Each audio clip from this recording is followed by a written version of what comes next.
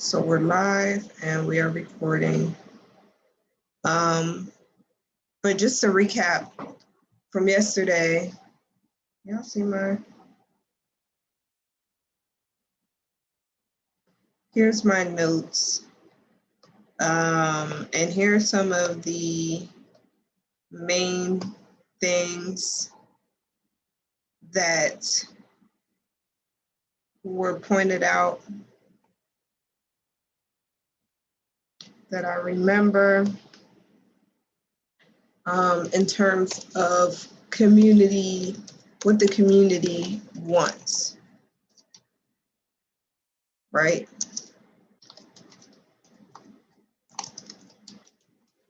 But there is some kind of unsaid, there were some requests that were made that we can, as designers, define through our knowledge of architecture and design and what makes for a walkable and safe space.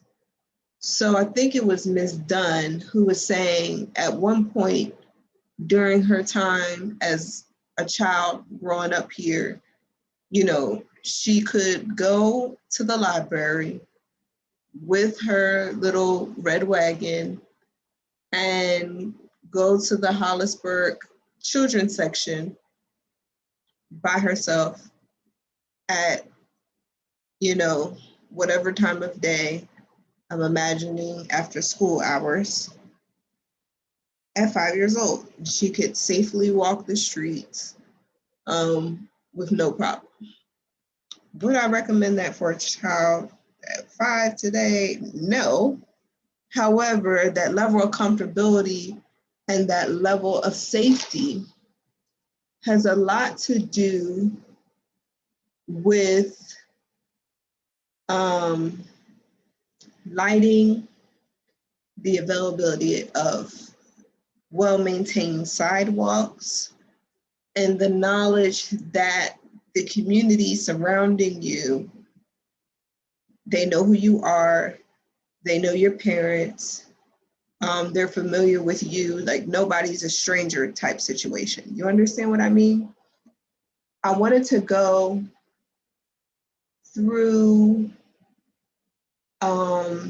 Jane Jacobs, the first 2 sections of her book,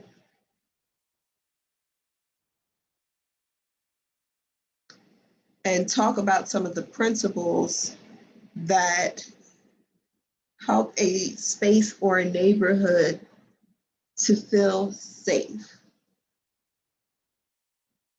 Now, if you read the first few lines of her introduction, she says this book is an attack on current city planning and rebuilding.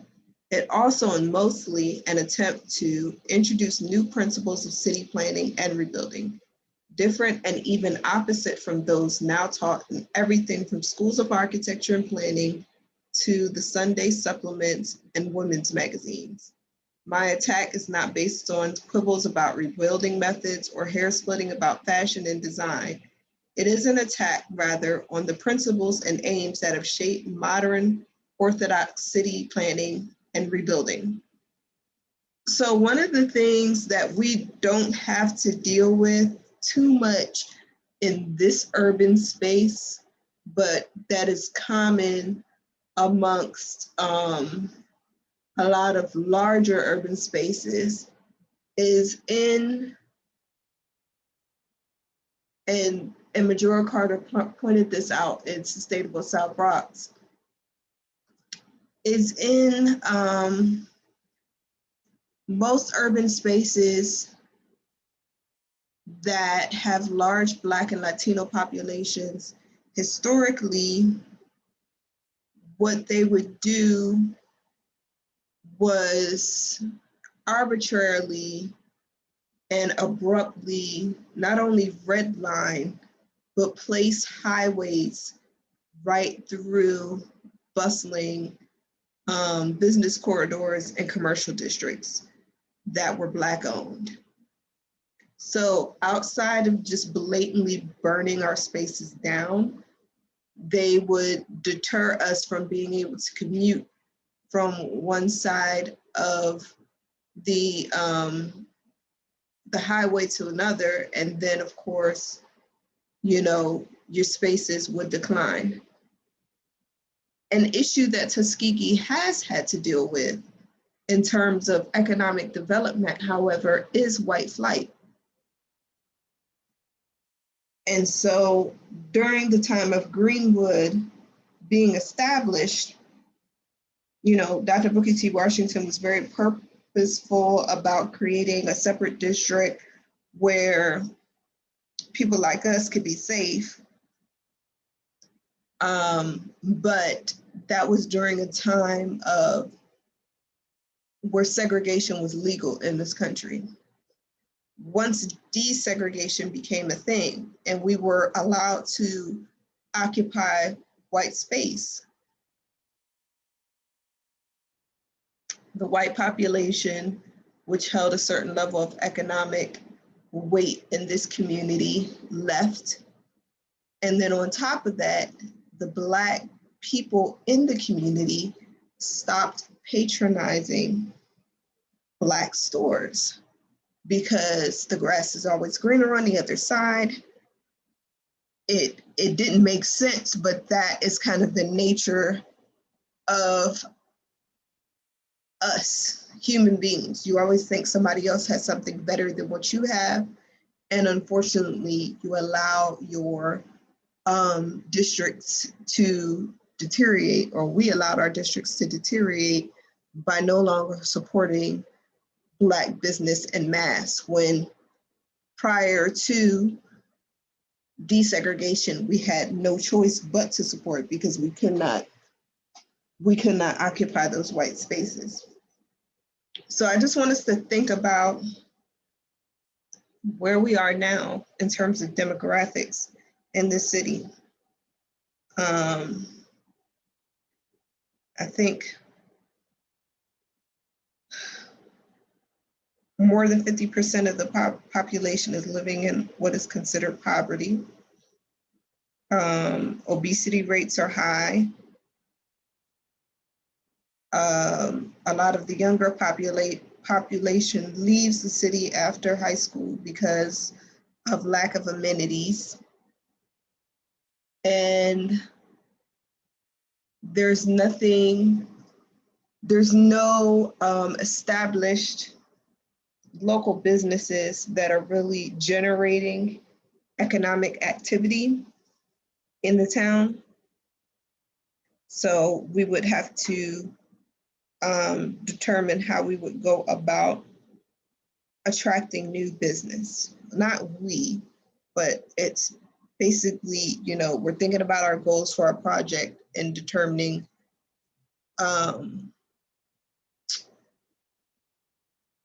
what kind of things we can make recommendations for and what we can design for. So that all said,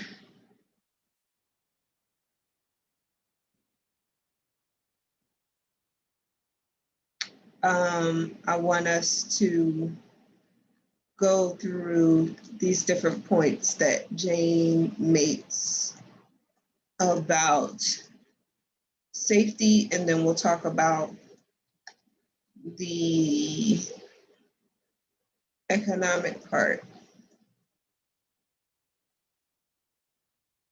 So the peculiar nature of cities, that's part one. She says streets and cities serve many purposes besides carrying vehicles and city sidewalks. The pedestrian parts of streets serve many purposes besides carrying pedestrians. These uses are bound up with circulation but are not identical with it. And in their own right, they're at least as basic as circulation to the proper workings of cities. A city sidewalk by itself is nothing. It is an abstraction. It means something only in conjunction with the building and others use that border it, other uses that border it, or border other sidewalks very near it. The same might be said of streets, in the sense that they serve other purposes besides carrying wheeled traffic in their middles. Streets and their sidewalks, the main public places of a city, are its most vital organs. Think of a city and what comes to mind? Its streets. If a city street looks interesting, the city looks interesting. If they look dull, the city looks dull. More than that, here we get down to the first problem. If a city's streets are safe from barbarism and fear, the city is thereby tolerably safe from barbarism and fear. When people say that a city or part of it is dangerous or is a jungle, what they mean primarily is they do not feel safe on the sidewalks.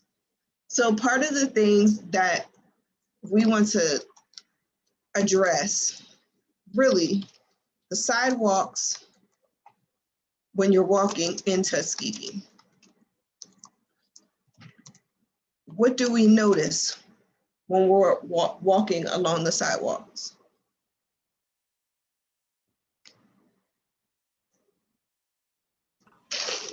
It's not really a sidewalk. That's one of the things I noticed. It could be like beat up, run down, some of them, not all of them.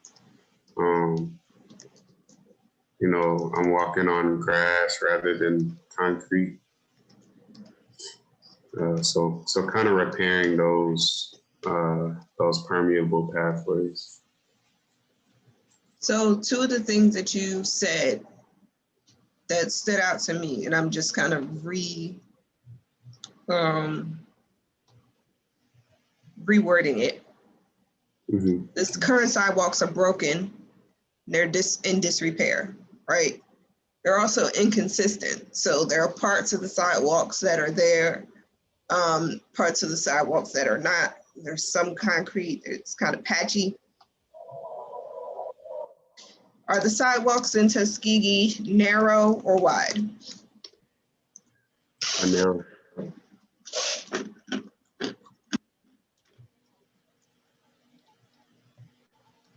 Why do we think that's important? When you think about like your building setbacks, you have to focus on like the safety of someone walking. So if a car was to, like, let's say two cars were to get in an accident, that building setback is responsible for keeping the pedestrians safe as they're walking along that pathway. One thing I noticed in downtown Tennessee was that their building setbacks are very small. It's like a 6 feet setback. And if someone was to get in a car accident and somebody was walking by, that could be very fatal.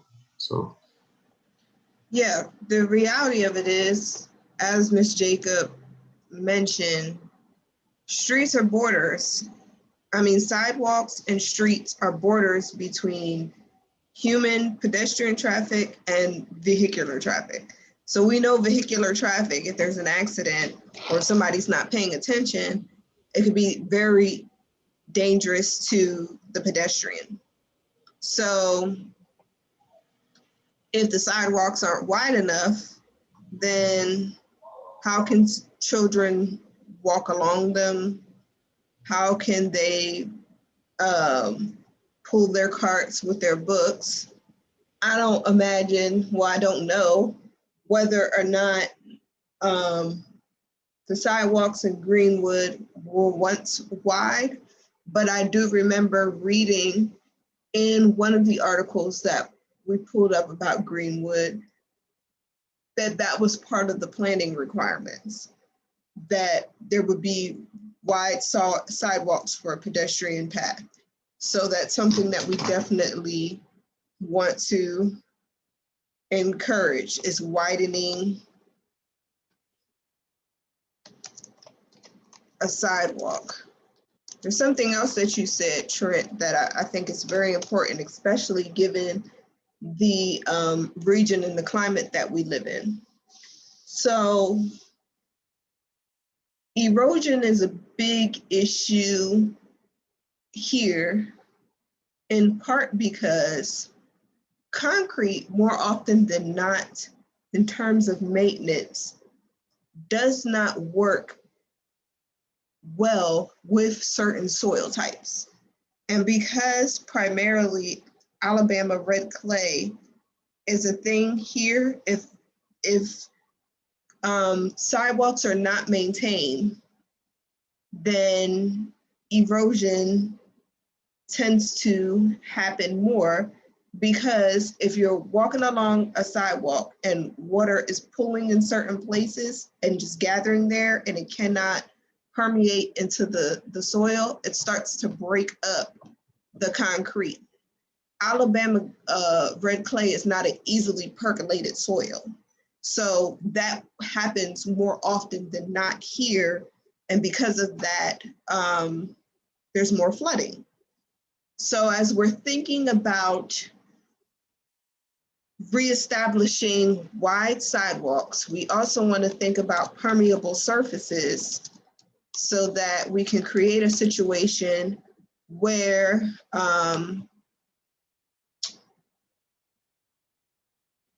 the infrastructure supports the amount of rainfall that we get without causing the infrastructure to deteriorate rapidly. Is there anything else? And Trent, you kind of got a heads up because you were in my sustainability class. But for those of you who are not, there are these things called green stormwater infrastructure. Since we're on the topic of stormwater and the movement of water and flooding in the area. Green stormwater infrastructure essentially seeks to divert water from hard surfaces onto soft surfaces or into plants or more organic topography, so that the places where there are hard surfaces, like streets and sidewalks, do not flood and they're still usable. It also seeks to divert this water so that pollutants that come from hard surfaces, like trash, leakages from cars, etc., can be filtered in an organic way with rain gardens and plants and things of that nature, and not go into our sewer system. I'm not sure what type of sewer system Tuskegee has, but once waste goes into the sewer system, it poisons your drinking water.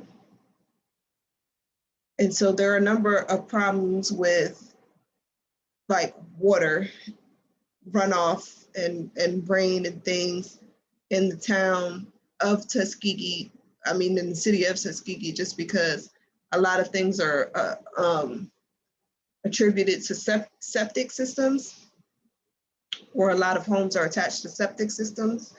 And then the sewer becomes overburdened with trash and other refuse.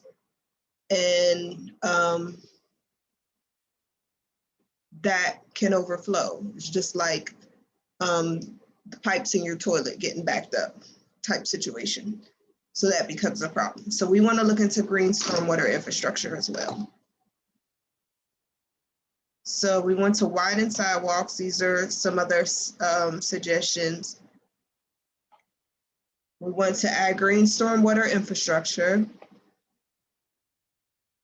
We want to repair roads. We want to talk about permeable surfaces, which is a type of green stormwater infrastructure.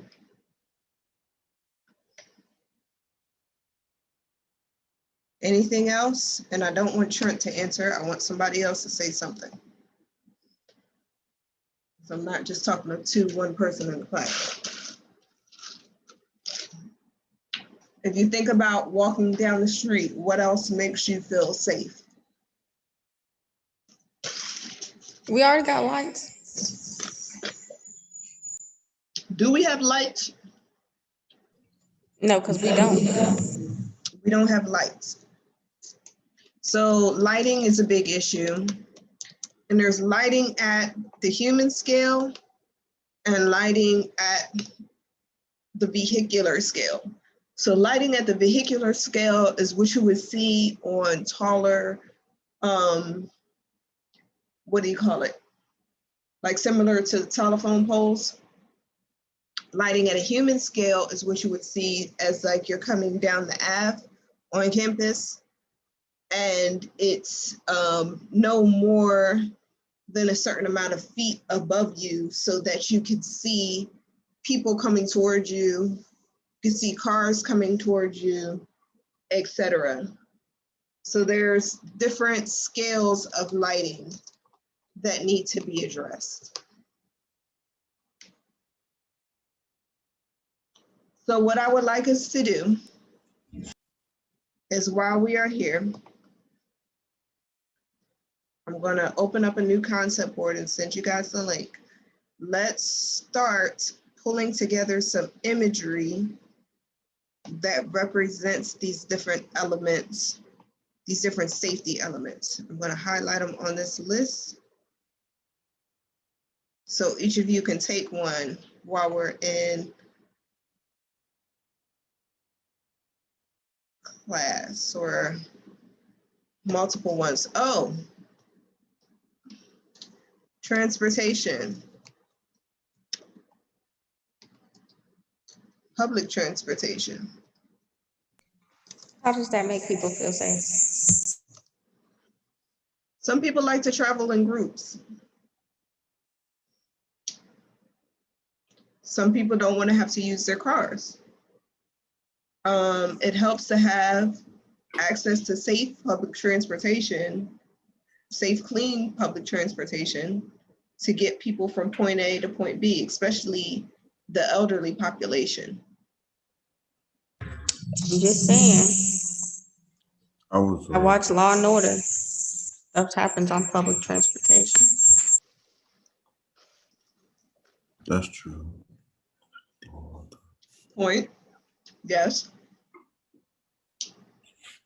But would you rather, like last night I was at, was it last night? The night before? Friday night, I went to the dollar store and this elderly woman was out by herself. Like she was really old. Had to be well into her late 70s, early 80s. Driving an old pickup truck. Did not have her cell phone on her, and her car had broken down. I think she was like wearing her bedroom slippers. Had she had someone to take her to and from where she needed to get to safely, she would not have been out after dark on her own in a poorly lit parking lot with a broken down vehicle.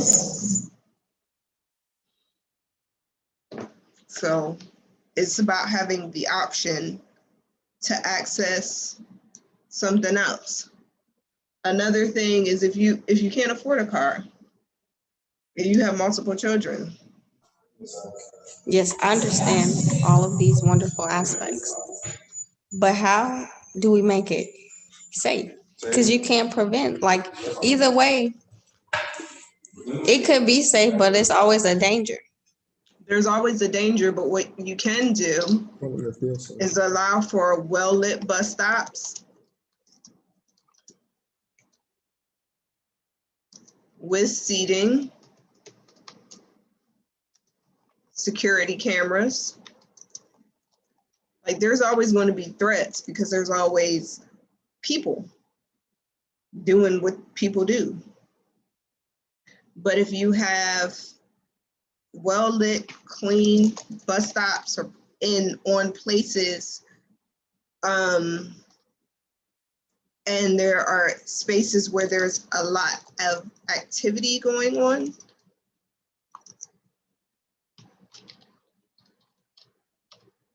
near activity nodes or major intersections, if you will. It's better to have a bus stop in front of a well-lit place with or well-lit business where people can see you getting to and from your place than off in a dark, secluded area somewhere. So not to say all public transportation is going to be safe, but giving people the option of public transport is helpful or can be helpful. And in order to facilitate that, these are the things that you would include to support that infrastructure.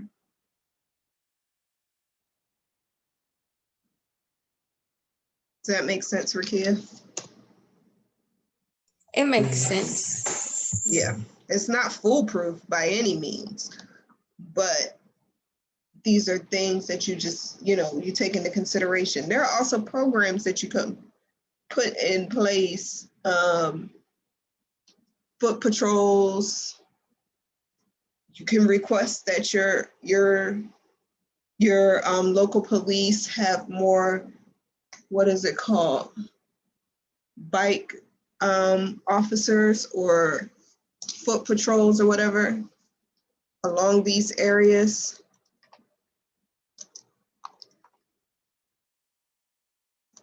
I'm not sure what bike officers are called. I feel like there's another fancy word for them, but you get the general idea. So let's start pulling some imagery of these things that I have highlighted. Actually, instead of doing concept boards, since y'all are having some problems with it, I'm going to send you a link to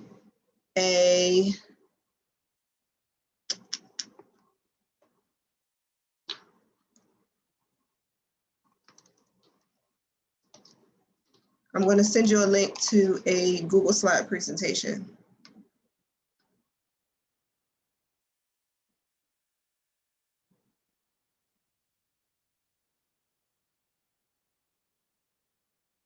I'm putting it in the chat right now. And y'all can start.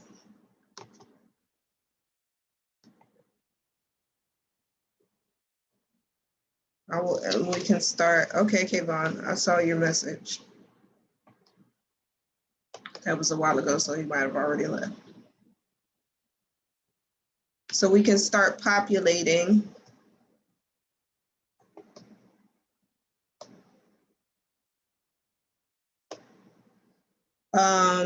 with pictures of spaces that have these different things.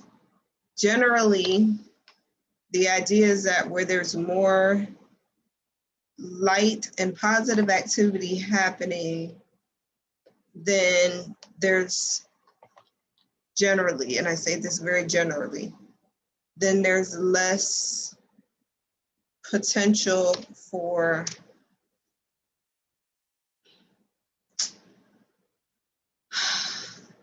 a bad situation to happen. Like if there's more people around paying attention, in a non-impoverished space, that's another issue.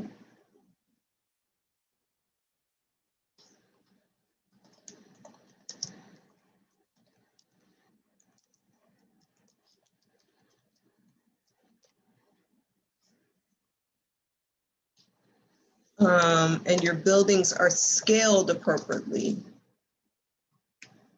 So you wouldn't, for instance, put a skyscraper in the middle of downtown Tuskegee or along Franklin Road because it's the wrong scale for this space. There are currently no buildings taller than 3 stories or 3 stories along that corridor. So those are things that you want to keep into consideration as well, the appropriate scale of building. But we'll go over some more of Jane Jacobs stuff. I gotta run to the bathroom real quick, where I'm not making coherent sentences. So give me a minute, I'll be right back.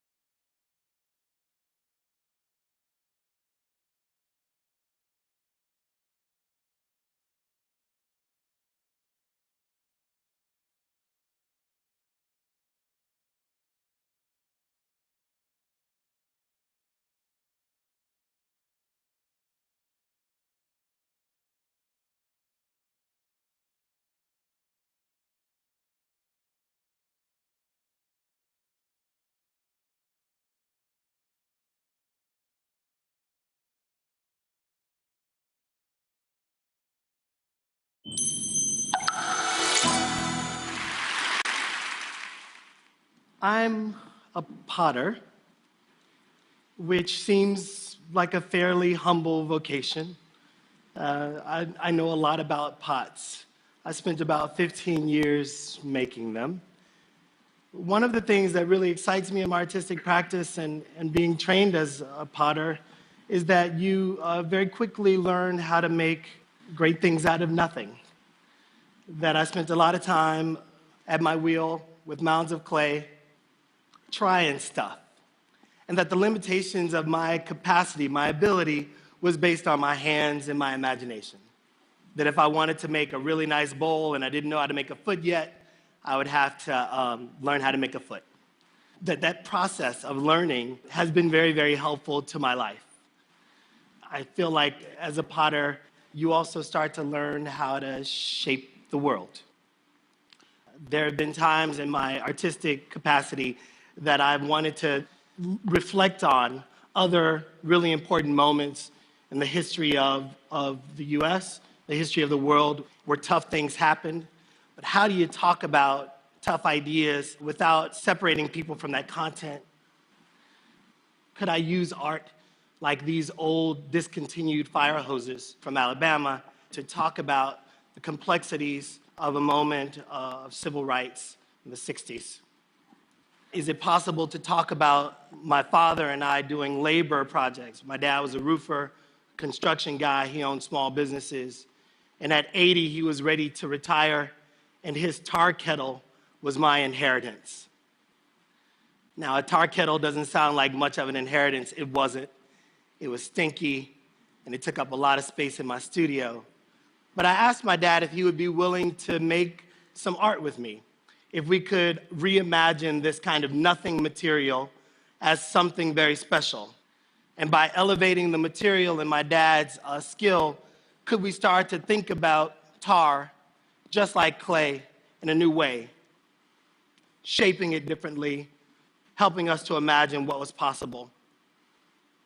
After clay, I was then kind of turned on to lots of different kinds of materials, and my studio grew a lot because I thought, well, it's not really about the material, it's about our capacity to shape things.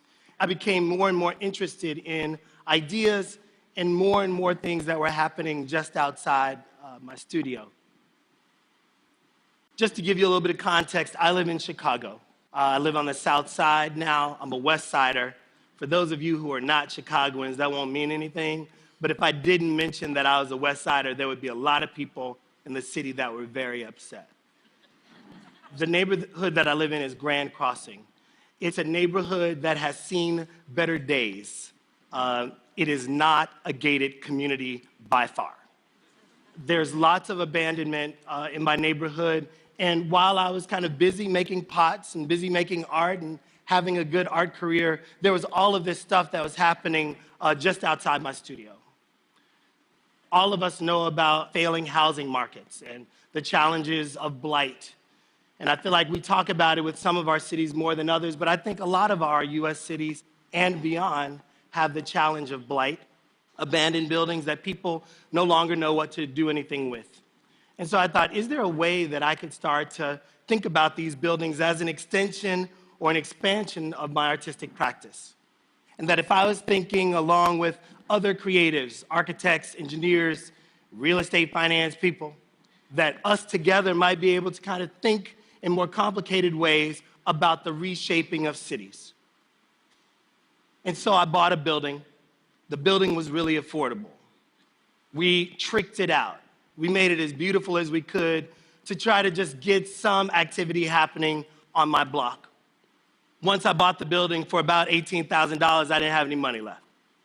And so I started sweeping the building as a kind of performance. I was like, no, this is performance art. And people would come over and I'd start sweeping because the broom was free and sweeping was free. It worked out.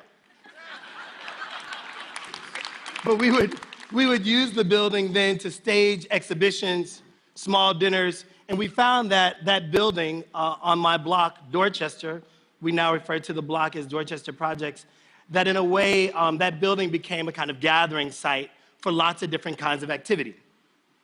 We turned the building into what we call now the Archive House. The Archive House would do all of these amazing things. Very significant people in the city and beyond would find themselves in the middle of the hood. And that's when I felt like there was maybe a relationship between my history with clay and this new thing that was starting to develop. That we were slowly starting to reshape how people imagined the south side of the city. One house turned into a few houses. And we always tried to suggest that not only is creating a beautiful vessel important, but the contents of what happens in those buildings is also very important. So we were not only thinking about development, but we were thinking about the program. Thinking about the kind of connections that could happen between one house and another, between one neighbor and another. That this building became what we call the Listening House. And it has a collection of discarded books from the Johnson Publishing Corporation and other books from an old bookstore that was going out of business. I was actually just wanting to activate these buildings as much as I could with whatever and whoever would join me. In Chicago, there's amazing building stock.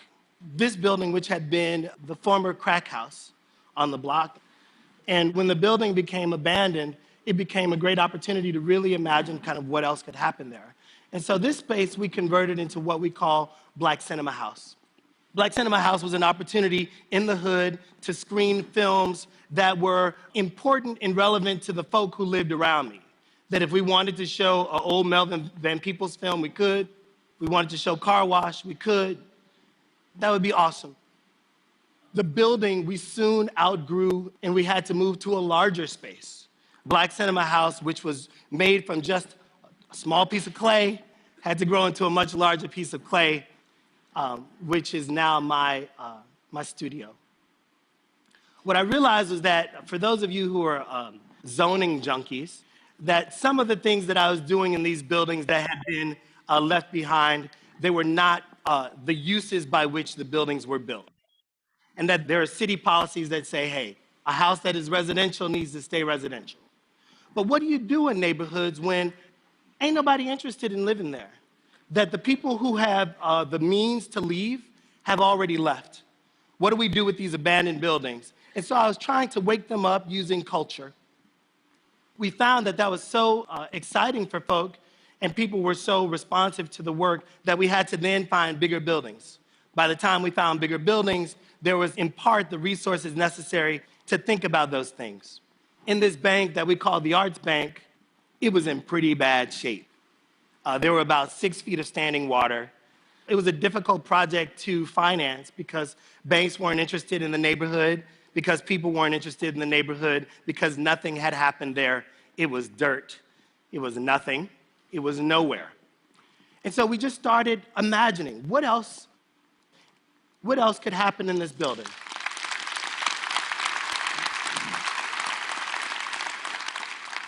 And so now that the rumor of my block has spread and lots of people are starting to visit, we found that the bank can now be a center for exhibition, archives, music performance, and that there are people who are now interested in being adjacent to those buildings because we brought some heat, that we've kind of made a fire.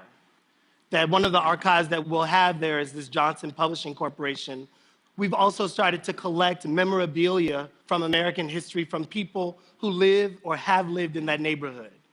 Some of these images are degraded images of Black people, kind of histories of very challenging content, and where better than a neighborhood that with young people who are constantly asking themselves about their identity to talk about some of the complexities of race and class.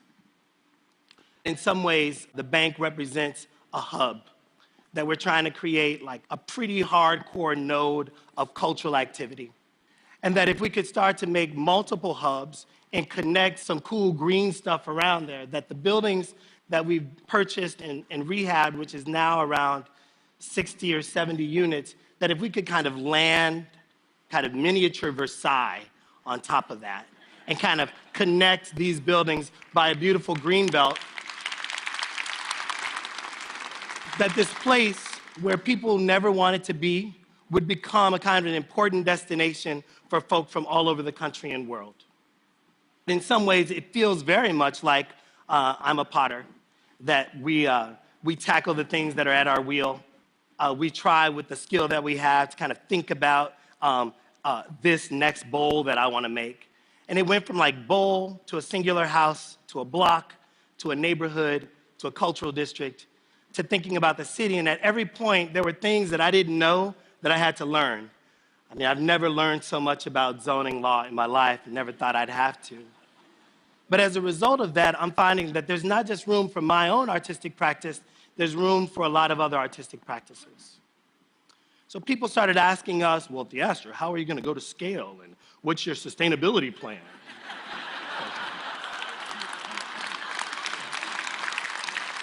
And what I found was that I couldn't export myself. That what seems necessary in cities like Akron, Ohio, and Detroit, Michigan, and Gary, Indiana, is that there are people in those places who already believe in those places. They're already dying to make those places beautiful. And that often those people who are passionate about a place are disconnected from the resources necessary to make cool things happen, or disconnected from a contingency of people that could help make things happen. So now we're starting to give advice around the country on how to start with what you got, how to start with the things that are in front of you, how to make something out of nothing, how to reshape your world at a wheel or at your block or at the scale of the city. Thank you so much.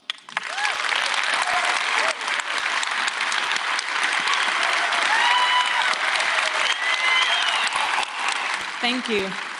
So I think many people watching this will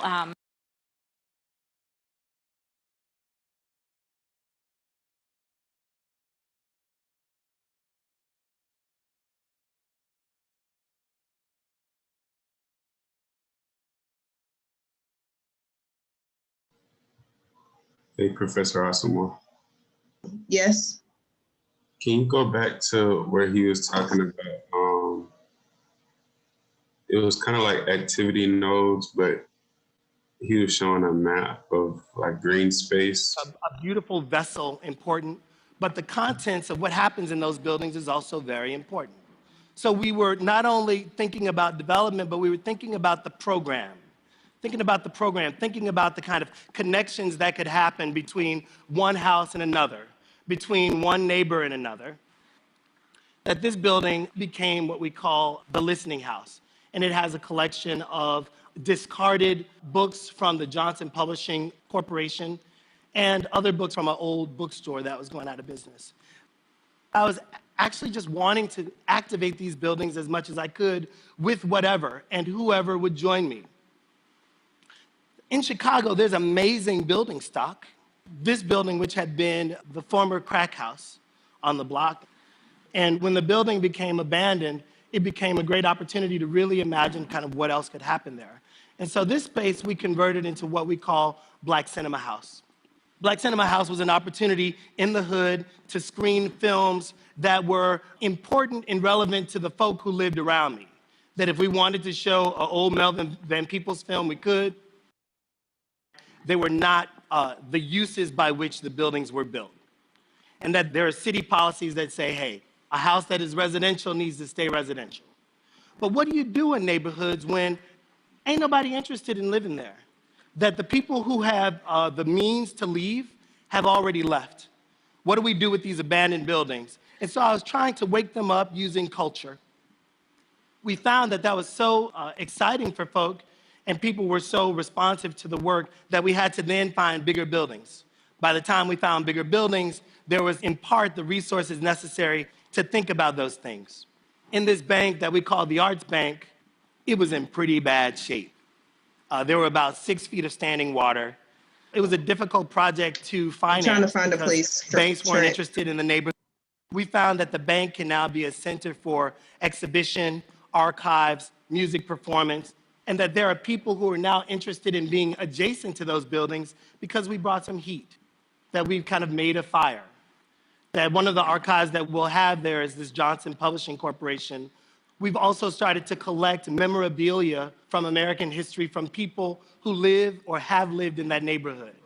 Some of these images are degraded images of Black people, kind of histories of very challenging content, and where better than a neighborhood with young people who are constantly asking themselves about their identity to talk about some of the complexities of race and class. In some ways, the bank represents a hub that we're trying to create, like a pretty hardcore node of cultural activity. And that if we could start to make multiple hubs and connect some cool green stuff around there, that the buildings that we've purchased and rehabbed, which is now around 60 or 70 units, that if we could kind of Stop. Go land back. That's what, kind of miniature versus Trent, that's what you were cool talking green about. stuff around there, Yes, that the ma'am. buildings that we've purchased and Pause rehabbed, it. which is now around 60 or 70 Pause. units, that if we could kind of land kind of miniature Versailles on top of that and kind I'm of gonna figure it out. connect these buildings by a beautiful green belt, that if we could kind of land Yo. kind of miniature Versailles, a hub that we're trying to create, like a pretty hardcore node of cultural activity. And that if we could start to make multiple hubs and connect some cool green stuff around there, that the buildings that we've purchased and rehabbed, which is now around 60 or Got it. Can you take a screenshot? Yes, ma'am. Okay, cool. So what I really like about this is that this started very like kind of piecemeal. The south side of Chicago, you know, one little house. This is actually not far from where my mom lives. One little house that was abandoned. They just took on one property at a time. So one thing that we also need to identify after we, you know, establish kind of the things that make us safe, right, are nodes of activity along the corridor. Because without these hubs or nodes of activity to bring, without people to bring to the places and make them active and vibrant, they can't be safe. They just become abandoned because there's nobody using them. And then with abandoned and vacant properties, there becomes that issue where people are misusing the properties, vandalizing the properties, or squatting in the properties. So we want to think about what it is that we can look at along those corridors to create like these hubs and make suggestions for what they can become, and then interconnect them with green, walkable, or bike rideable spaces. I'm not sure how wide the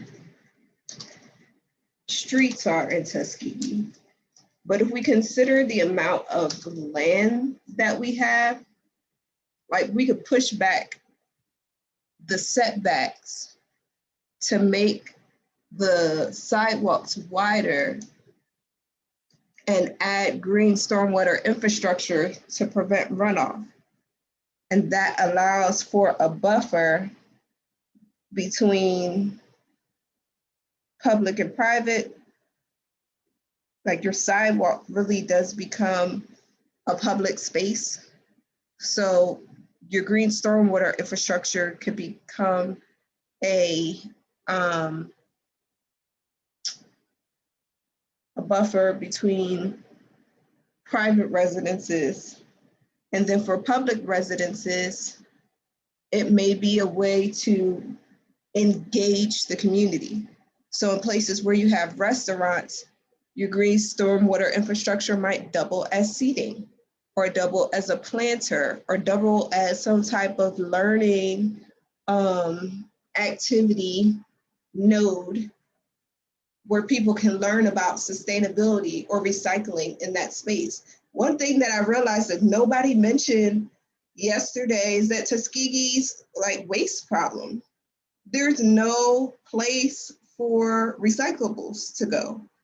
So with the idea, with kind of the mindset of this gentleman who was a potter, like what could we do to take Tuskegee's waste and make some substantial pieces that people could learn from along the way as they're walking through Greenwood, that they can interact with as they're walking through Greenwood.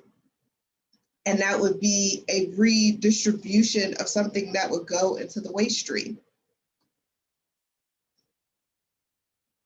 Or those materials could be utilized to outfit one of the abandoned buildings. Because if you look at what this gentleman did, he bought a property, he didn't have any funds to revamp the property. So he said, okay, I'm going to go ahead and I'm just going to sweep. I'm just going to be out here sweeping until one, I come up with some ideas, or two, maybe somebody else will get involved and give me some ideas. And so when he was able to clean out the space and see what he could use it as, then now, all right, I got a clean space. What can I put in here? Let's think about our vacant lots. Our vacant lots can be hubs for activities in ways that we've already mentioned. So we talked about putting in a drive-in movie theater. Where might there be a good place for that? Is there a building that is existing already along the corridor that has access to a large wall where we could put a screen and people can pull up and watch movies? I feel like they did like an outdoor movie screening in the Valley at some point, but where could we do that along this corridor?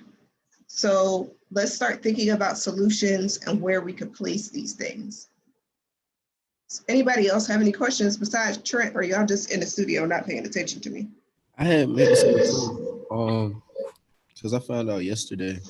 Well, I mean, Niall and them already knew, so they probably had already said something about it. But right there on that strip where the post office and all of that is, they just built a smoothie bar right there. And it's a new place. It's a smoothie bar. It looks really good on the inside too. That's why I got pictures of that too. Oh, dope. And then it's actually a restaurant.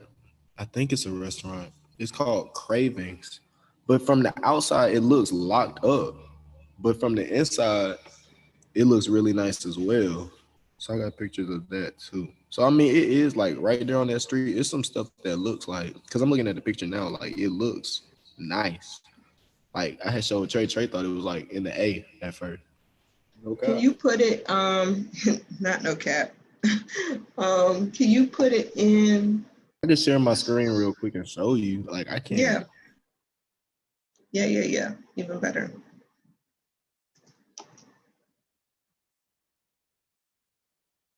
Stop my share. Okay, Jalen, you have the floor. Is that my quick question? Yes, sir. So I know you said that, or I heard that you were coming to the studio. Would you be open to do a drive-through with the community today? And I know we're going on Wednesday too, but just because I wanted to see the community I didn't get a chance to actually drive through yet. So, Word? if you were, free to do so, would you be down to do a community drive-through with us? Sure, why not? Okay, great. If y'all get in my car, I only got 2 seats available. Well, the front seat available, so. That's okay. Well, Key already said she's fine. Oh, wow. All right, there you go. So yeah, this is the health bar. But then I got a picture. This is the inside of the health. Zakia did not say she was driving. I'm so sorry, Jalen. So this is the inside of the smoothie bar.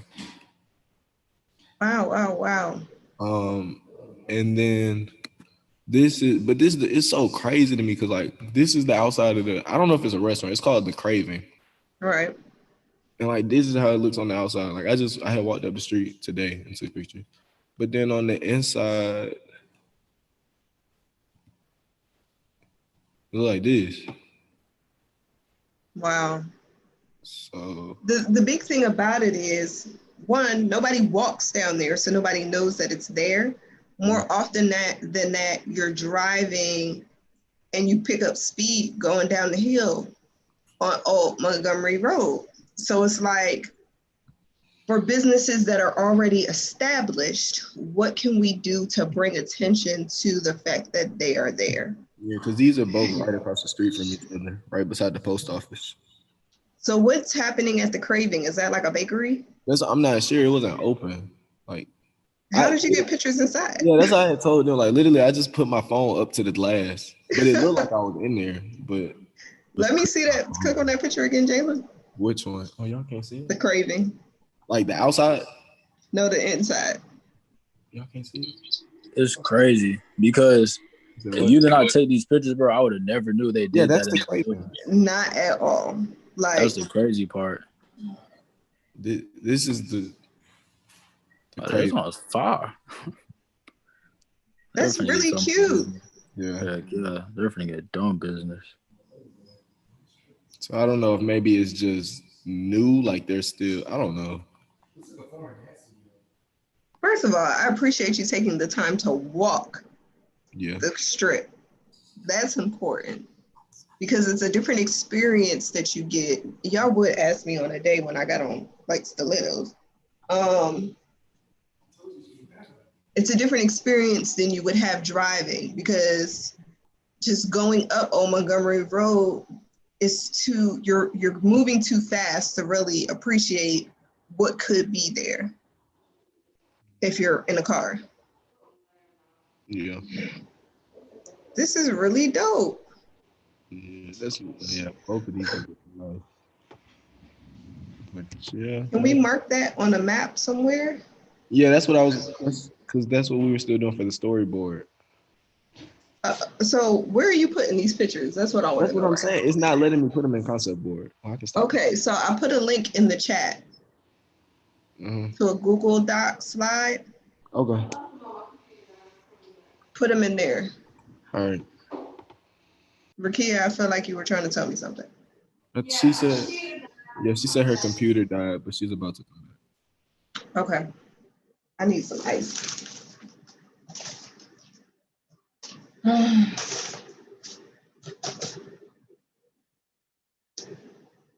That's so cool.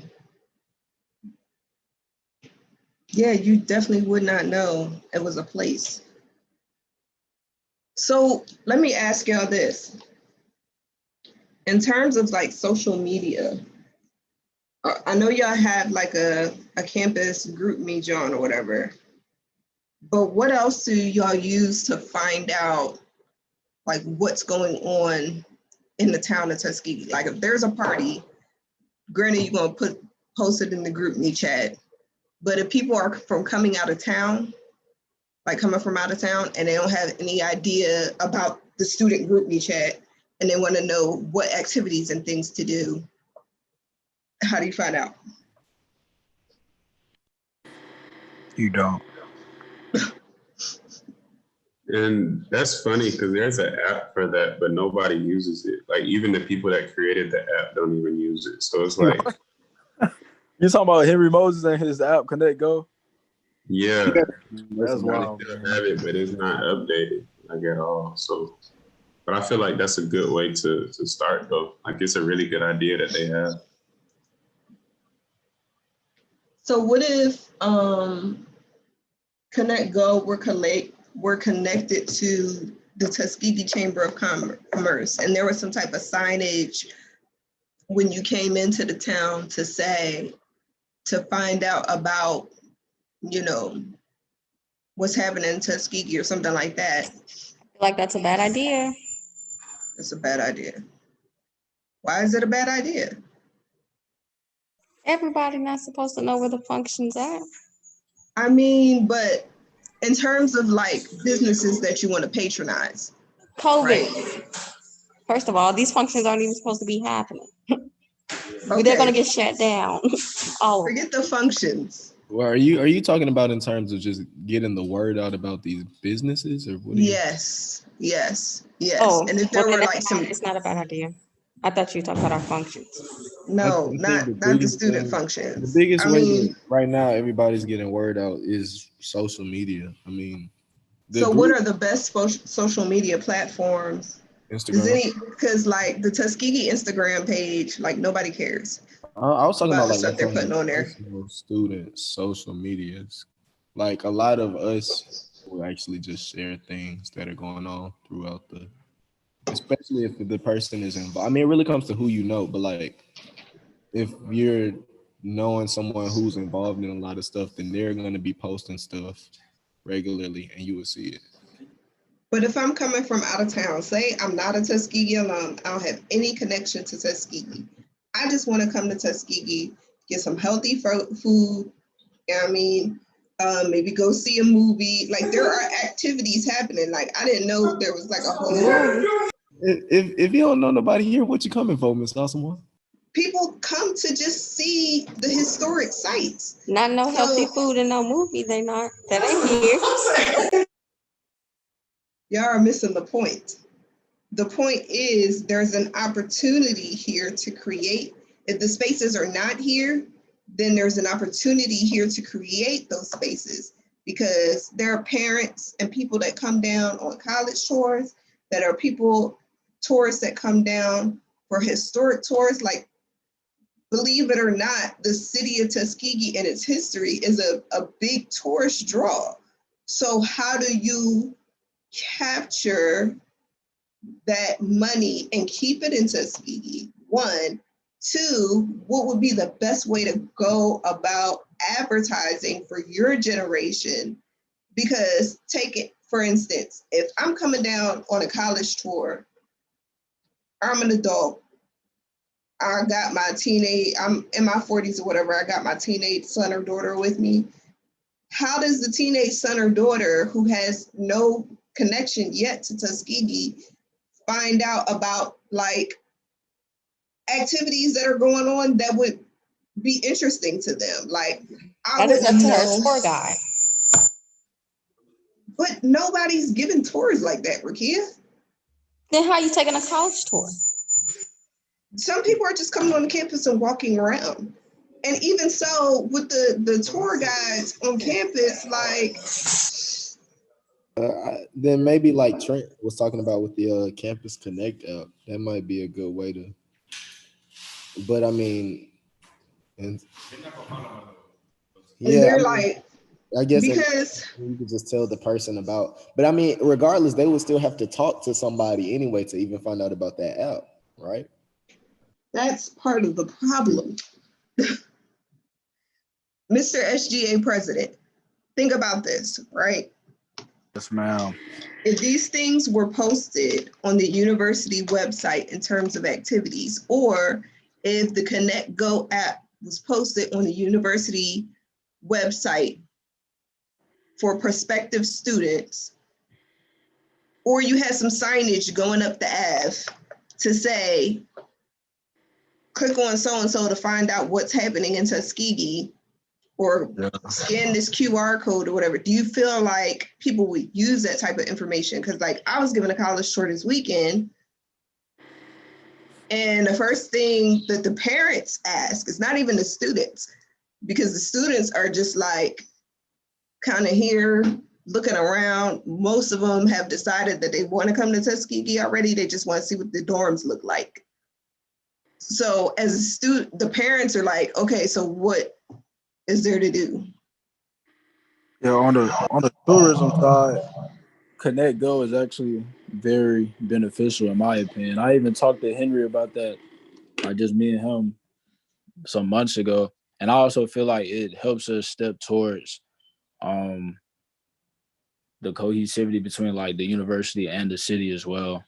Like giving that centralized platform. It may not be like the be all end all, but I feel like it's a good starting point, at least as far as tourism, because everything really now is word of mouth. And, you know, outside of functions like group me's, anything in there that's specifically like student focused, but like beyond students, we do need some form of Consistent yeah. media coverage about, because I wouldn't have known, like, if Jalen hadn't have walked up the street and taken the pictures, I would have never knew.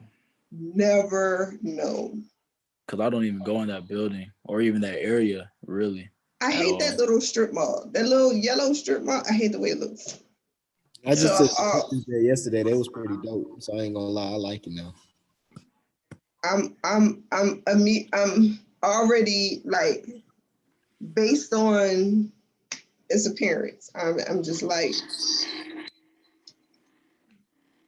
now if there was more activity there, like if there were some tables outside, some outside lighting, they got a whole front lawn, some more signage post-COVID, you know what I'm saying? Or if you knew that you could drive up and, like, tropical smoothie, pick up your smoothie, something like that, then people would patronize them. And they They're could not actually open. become a hangout spot. I know what I'm saying. When they do open, these are the things that we make suggestions about. Yeah, I really feel like Tuskegee and the city need each other, in my opinion. Like they can't thrive without each other This is very because I mean true. that's just how everything started anyway. So I don't understand that legislative move from that president however many years ago, but that's above me. But I mean that's just how everything grew and started. So I feel like the university and the city need each other. So I feel like there needs to be some type of way to bring that back. And then another thing that worries me, like that smoothie spot is very nice, but how are people going to park? Because when that opens, that spot's going to be blowed. That whole area is going to be blowed. So like, where are people really going to So park? There's not a can you lot of pull up parking. the image again? Carlisle, did you put them in the thing Oh, yet? so I just looked at your Google slideshow. You, or at least, yeah, you're the only one who can edit it. Like it says that I'm only allowed to view it. What? Yeah. Oh, hold on, let me see.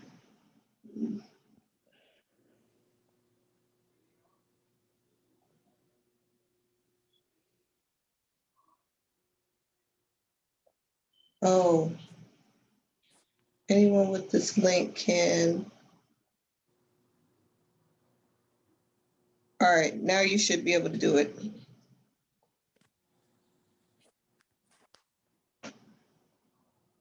That explains a lot. It's hot in here. I'm gonna just try and put like they're doing the same thing. So that's really, because I went back through my gallery because I looked it up. They said that a simple way you could do it is just to screenshot the picture uh-huh. and then do it. So I just screenshot it on my phone and I'm about to send them again. So Okay. it should work now. So if you give me like a minute, like 2 minutes. Okay, so we got this map, right? Let's insert a map. So y'all trying to go do this ride like right now? Yeah, I'm riding with you. Okay. All right, so let's start inserting some images and information into this document before we go. So I got the different things that I was talking about in terms of topics to look at. So for instance, you can add more slides.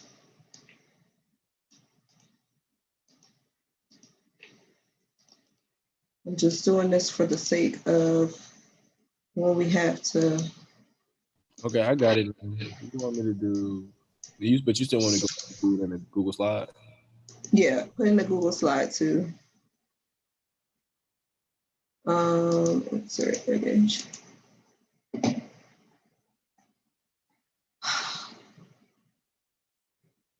one thing that I found that I thought was really dope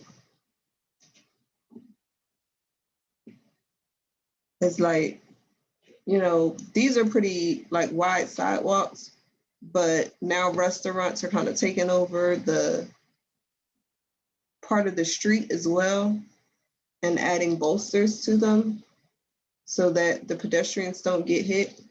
And then they're using like large planters as buffers. Are you sharing your screen, Professor? Oh, you don't see it? My bad. No, it's okay.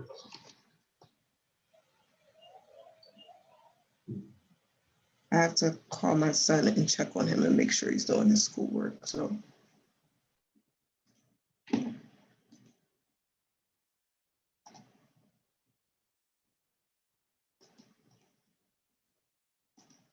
So this is good for presenting.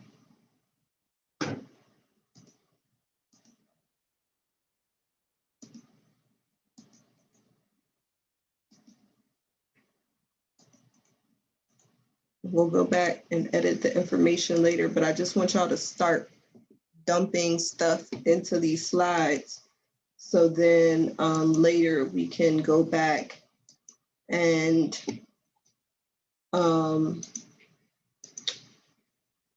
like as we're addressing our goals to make it safe, then we can go back and add imagery for goals to bring more activity to these different areas. So like these are existing businesses.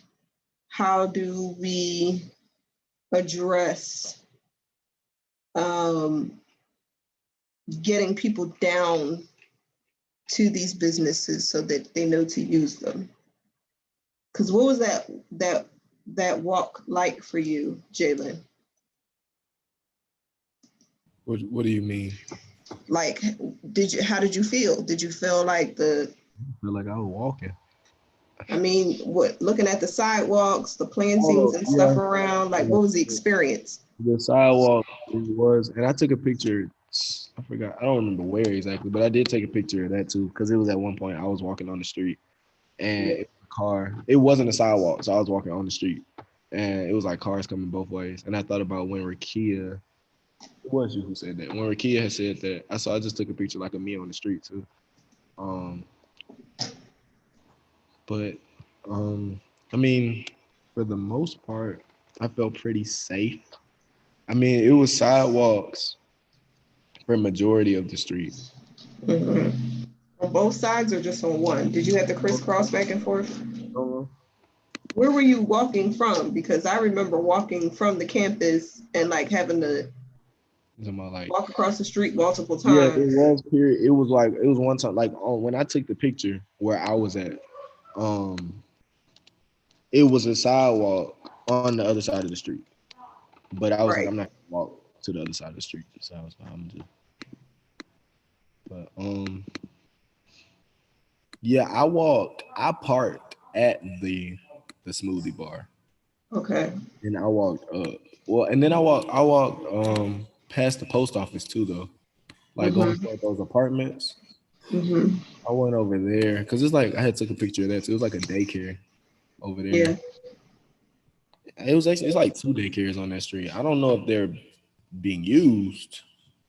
I know one of them is because when I go to get my haircut at the barbershop, there'll be little kids in there yelling. So the one in that plaza is being used.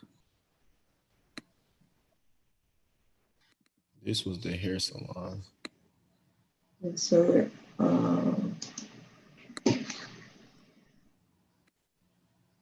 there was one more thing. So and there was another, I took a picture of that too. It was like another vacant building in that plaza. Like it was the smoothie bar, the hair salon, and then in between those two, it was another. So I was like, if somebody wanted to start another business, something else that they could bring to the city. So what I like, do y'all see this? Y'all don't see the slide because we're on a different one. So what I like about this image right here is this looks like it was something that somebody made. Like these are outdoor seating areas on a really wide sidewalk that are artistic in nature, but it looks like it could be made out of like reclaimed material. Same with this image right here, seating that incorporates planters. I just pulled this up because there was this really cool bus stop right here. But you can see here, hold on, let me use this shape.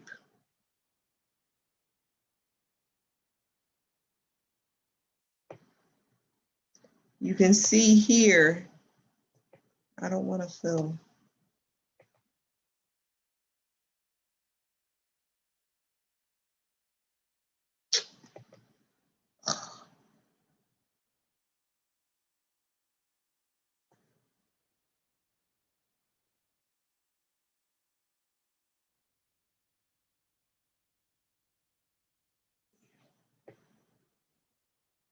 You see this lighting? This is what I consider lighting at a human scale. What most people consider lighting at a human scale. So this is what I want us to do to start populating this document with images that represent some of the things that we've been talking about. Wider sidewalks, human scale lighting, places for public transportation, et cetera, seating, green stormwater infrastructure. Okay, so can we work on that now? And then we'll go out at 3:45. Yes, ma'am. All right, cool. Thank you.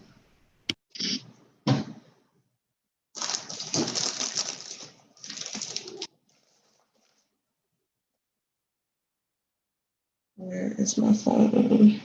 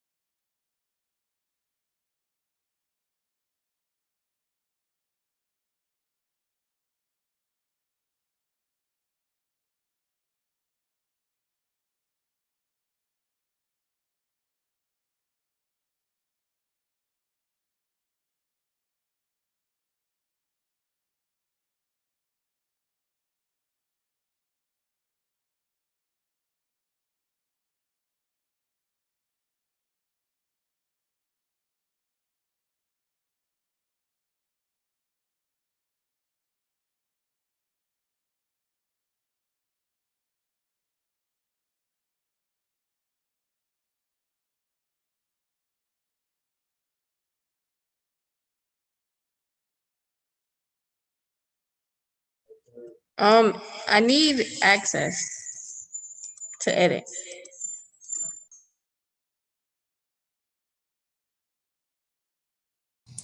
Okay, Rakia, hold up.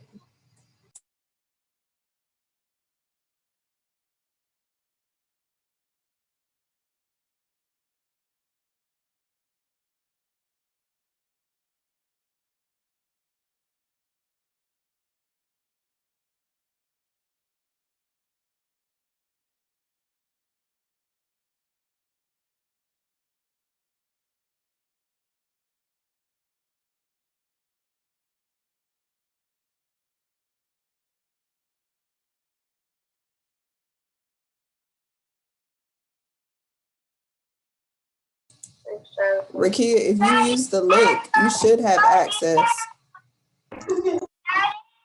It says anyone who has the link can. I'm sorry, what did you say? I couldn't hear. It says anyone who has the link has access. Yeah, but when I try to edit it, it's only in view only. And then when I click edit, it's like I need to access it. Hey, mute your. It says meeting ID is not valid. Wait, let me see. Are you using the right meeting ID? I'm going back to. Can you see? Yeah. That's the right one. Yeah, it won't let me edit. I got into a different one by accident. Okay. All right. 14, 600, 07. Mommy, are you at your house? No, I'm at work. Okay, now I should be joining now. It says, please wait, the meeting host will let you in soon. All right, I'm gonna hang up. Okay.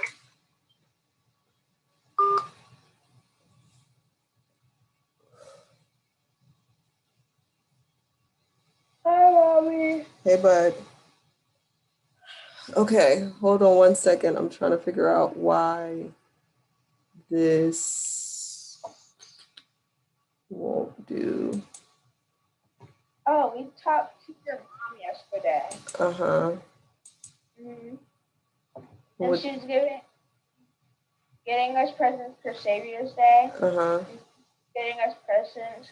We're saving her 6 cookies. And we're gonna bring it down next time we see you. So when she comes over, she can have them. Yeah.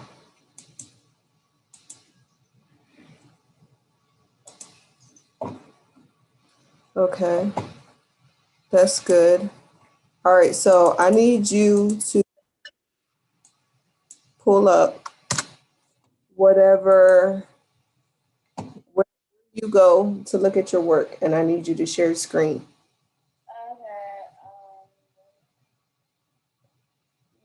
Okay. Miss Osmar, you can mute until you're finished. Okay. Participants. Yeah, we just can't edit right now. I'm trying to figure out. I'm gonna send y'all a new link, Rakia. Okay.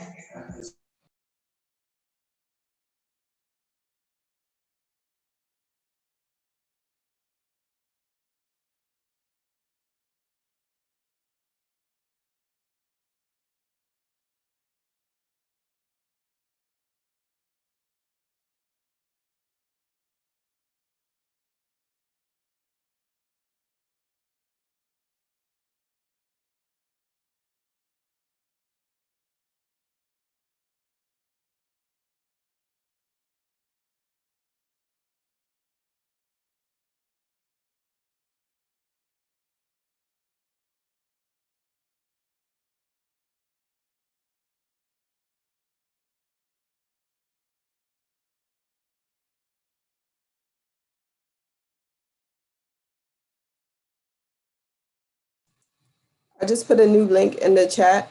See if that works. I'm not sure why it wasn't working previously, but I did change the settings. You didn't have to send a new link. It works now. Okay.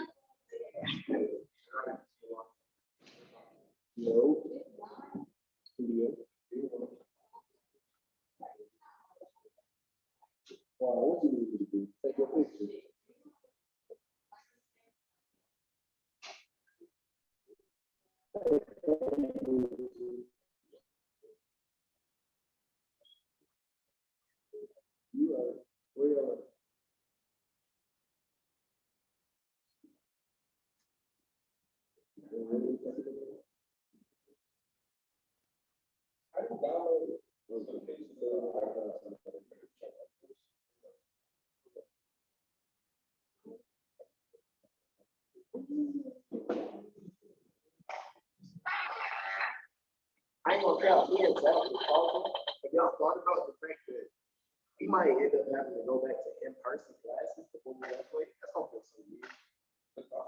I don't got used to this shit. I ain't gonna tell. I mean, I would definitely like them more, but like, okay, the fact like I just got you know what I'm saying?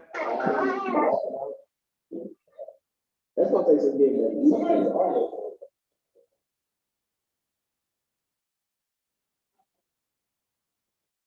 Definitely gonna take some getting back used to.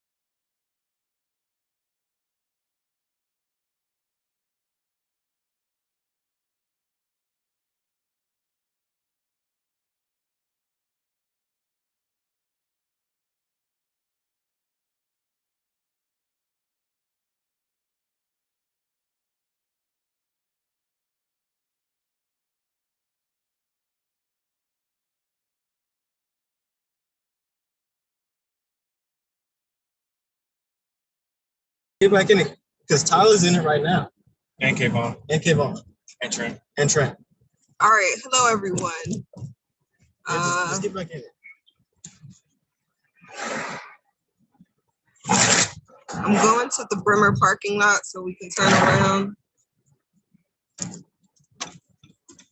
I need these cars to slow down and stop acting like. I live over there. Oh. You went the wrong way. No, we ain't go the wrong way. I just wanted to start here. Oh. Here's my shades. Sheesh.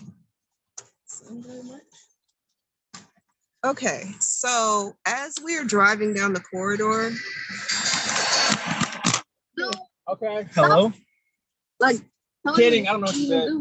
Stop hanging out. You should be in the Zoom. Here now. You're gonna have to get on. What?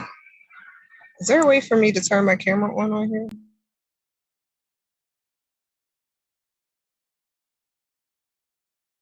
You sure you're on the Zoom? Can y'all hear me? Yes. All right. Well, you can hear me because you're in the car. There she is. We can't have a letter in the Zoom. Calm down, Rakia. Calm down. I'm coming. Is Trent on there?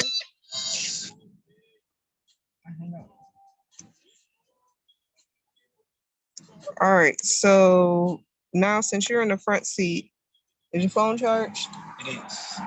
I'm going to tell you to turn on your camera and flip it and you share screen. Oh, okay. Okay.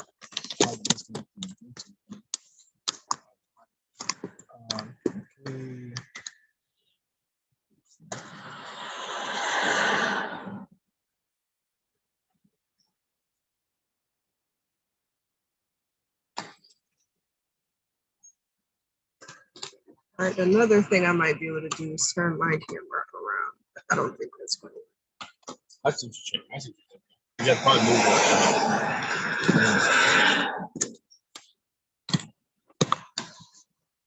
Can you turn it sideways, maybe? So I get a better view, better angle. I think it's just getting like the underside of my car. It's not helpful.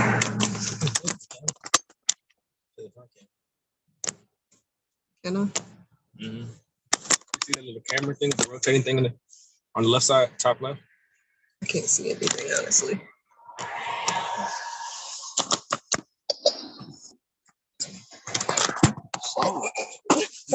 That's not funny. But we're not recording. I apologize for the profanity.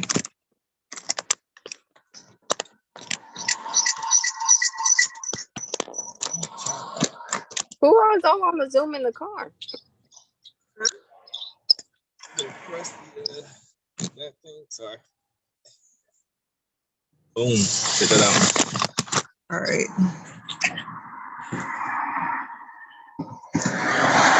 So I got one side of the street at the very least. Oh, this is where our site starts, right here. I think we were initially actually starting it at Great Call. The Oaks. We're gonna take our time, and anybody that gets mad, they can be mad. So, where's Kayvon?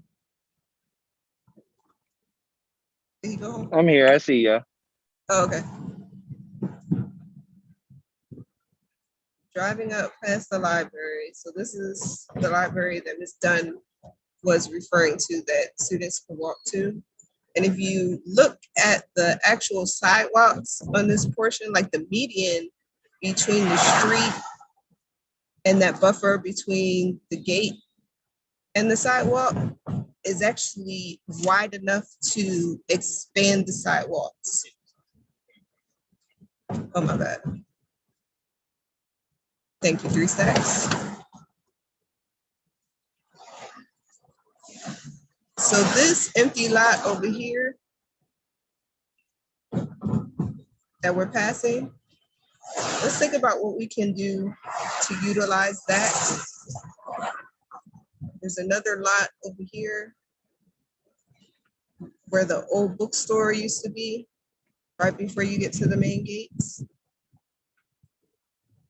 I was hoping that we could use the wall on this building for like projecting stuff, that Fred Gray building. But I think, yeah, I'm not sure how that's gonna work. Might have to cover it white or something, or put a covering on it. My bad, your kid. So that's, I'm sorry, that's Felders. So that was, yeah. So that's the first thing you see when you come off that intersection. I think both these properties are occupied. And then there's this building that says keep out. No idea what's going on. Gotta slow down up ahead because they're doing some road work. This is Bibb Street. It looks like they are repaving Bibb Street, which is great. And now all this is just trees. So we gotta see how we connect the gap between those. This is the proper. Yeah. Yeah, it's accessible.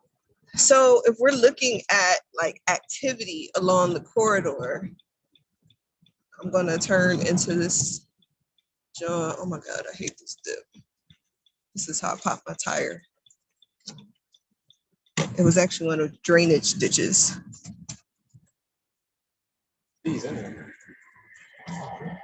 Yeah. Yeah, why not?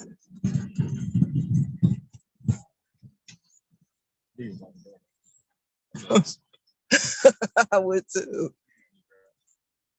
The person across the street is in there too. All right, students, you got some community members to talk to. So 2 of y'all can go one way and 2 of y'all can go the other way. Introduce yourselves. Tell them what you're working on. Old dude in the car, what's his name? Oh, Renzo? Renzo's in the car. Renzo could go over to you or one of y'all. So let them know what you're working on. You're architecture students from the university. You're working on a project to revitalize Greenwood, and you just want to learn a little bit more about the business because you're interested in how we can bring more people down this corridor to patronize them. Okay. And talk slowly, 3 Stacks. I don't know. I am worried about that. But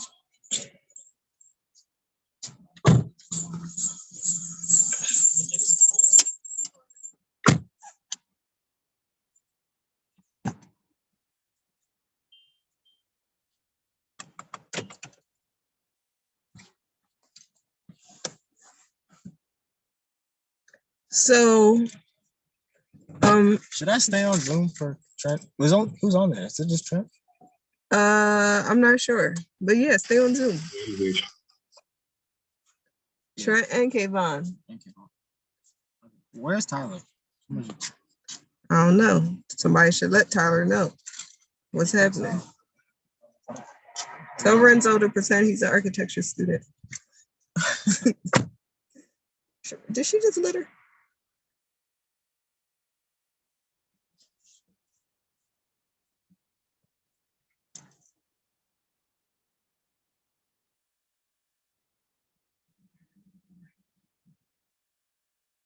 So Trent and Kayvon, just FYI, the owners of the Access Health Bar and the Craving across the street from there are both in the building. So I'm trying to get. Yeah, those apartments over there are owned by Reed Realty. I used to live in those apartments over there.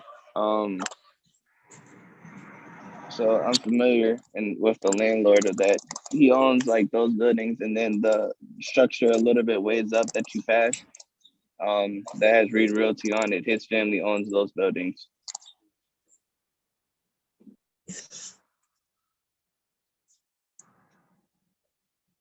I'm laughing because Lawrence really looks like he's spitting bars when he talks to people. Like legit. Let me hit you with that knowledge, son.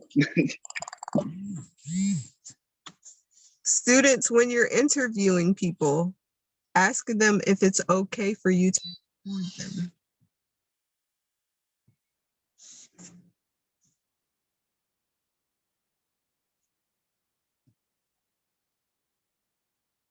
Y'all ain't got no notepad. Now in 3 sections, got out the car naked. What are y'all doing? And smoothies and health. Right. You know what I'm saying? So whatever we can do to collab, I'm down. You know what I'm saying? Nah, we can hear training right now. I was training an employee. We on training right now. Let y'all in. Y'all can come back tomorrow, like at early in the morning. Okay. And then we can have a meeting and we can chop it up. Like, but that'd be perfect. Like, you know what I'm saying? We can chop it up more. But yeah, any student collabs, I'm open to, especially if it's like something that's like for revitalization of the community. So yeah, I'm down. Yeah, we're thinking of just, everything really. Like you guys, a small business here. How do you get more people to come in, more walking paths, more biking paths? So the whole thing is just to promote health. So with promoting health, you can connect in many facets. So you got food, you got fitness, you have mental health, you have health disparities going on, you got fresh fruits and vegetables, you got farmers, you got all of these different pieces that connect to health. So the whole goal is to create creative things to get the community engaged. Right. Yeah. So we'll have happy hour Monday through Thursday. So that'll be one thing that'll bring people in. You got places like Smoothie King who only do happy hour on Fridays, but we're gonna try to promote it for the Black community and have more than one day. So happy hours, hot food, fitness engagement, things like that. So I guess you guys did your own market analysis, market studies and stuff like that for the area. I know you probably don't want to give us all the information, but we just, we're really trying to get deep into this because we got some support from, council members and stuff like that, and they came to the architecture department, and we're having, some support from bigger architecture firms. So we really want to get things done. And I'm glad you're willing to talk to us. Okay. I'm glad you're here, really. I saw you on market analysis, or just your approach for the area. Yeah, so our approach, we started off at the farmers market, man. So I studied public health at Tuskegee, where I just recently graduated in 2020, and one of the main things we learned was that you got to start with the community first. So you can't just come in the community and just pop up and start a business and think that you're going to be successful. So we started off at the farmers market. So for the past year and during the pandemic, we promoted at the farmers market. So people could come and get smoothies with the farmers, come pick up their produce, promoting more orders for the farmers. And from doing that, it opened up our opportunity to open up this spot. So it's just like our market analysis is starting from the outside, in. You know what I'm saying? Right. From community to the business. So, that's it, though. Yeah, there goes Jayla. Yeah, that's what we're really trying to. Oh yeah, this is our professor, Dr. Osmar. How you doing? I'm Denzel. Nice to meet you. I have my mask on right now. Who put you up at your contact information? 678 558 6840. Also, Kavon from TGT said, Kavon from GTTG. I don't know. Kavon, yeah, I know Kavon, yeah. Yes. What I was about to say, y'all don't mind coming in. Y'all can come in right now. Okay. I'm trying to see. What's it? Oh, good time, Jayla. He said we could come tomorrow morning too. Oh, word? Yeah, to actually have to sit down and thorough conversation. We're here in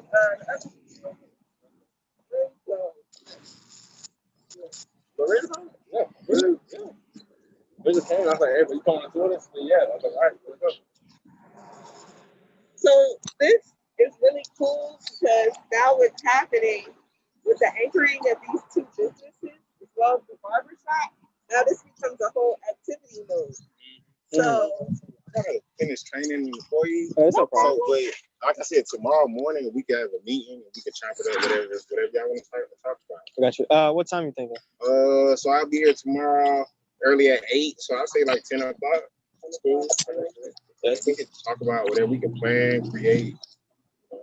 So what's the whole gist of it again? What's going on? We're trying to revitalize the area the same way, when you go downtown Auburn, students are, they're able to walk from the Hauser apartments to the bar or to the, get something to eat. Just how do you make it safe and comfortable for people to move around?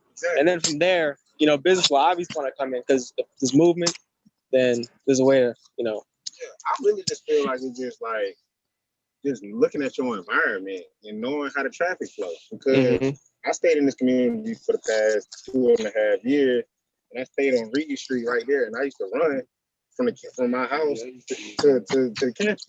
But from running in the community every day, I ran past this spot. You see what I'm saying? And you don't really know what you're doing until it happens. So I say just look at the surroundings, right? Because it's a lot of gyms like around us. We could use a lot of this stuff.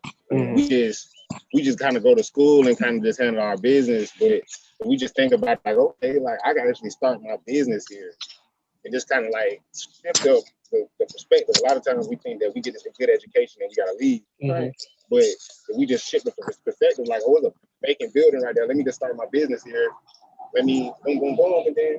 But I feel like it's just a mentality shift. But it's cool that you put it right here because historically, like this corridor was the main business corner for the Black businesses in the city of Cincinnati. Like we weren't allowed in downtown Cincinnati, Main Street, whatever. That was historically white. Yeah, they said it was like gas stations and stuff right here. Barbershop, all of that. everything. So everything that we needed within the Greenwood Village was like, which is actually attached to the university. So what if we had some history like that in this bar? Yeah. So like when people come in, because we model our menu off Black culture too. So like our menu is off of Booker T. Washington, George Washington Carver, Divine Nine. So it's the reason why I reached out to him, because I was trying to get one of the captains to represent the Red Tail, our Red Tail smoothie. We have the Booker, the Blue Crew, the Carver smoothie. So just marketing Black culture in the menu. And if we can have like some artifacts or some history, like highlighting this area, like the prominence of this area, the connection with golden fresh fruits and vegetables, you know what I'm saying? I feel like it'd be good for the community. So I'm open. It's really just the whole idea of, what I'm saying? That's what the name is, access, because we want people, it don't matter what kind of health you got. Like if you got herbs, okay, cool. If you got seeds, cool. If you got CBD, sea moss, turmeric, moringa, fruit, vegetables, health is health. So a lot of times we gotta like people tell you like, okay, you gotta eat sea moss to be healthy, but do you really? Yeah, you may have that in your diet, but it's health encompasses a lot of things. So that's what we're trying to promote here. So yeah, man. So I promise we can meet tomorrow, man. I just gotta get right for the opening on Saturday. Okay, hit me up, bro. Oh yeah, I'm now. Oh, no problem. They call me professor, but I'm and do you know anything about the Craving and Coffee? I don't. I waved at him a couple times, but I haven't been over there to talk to him.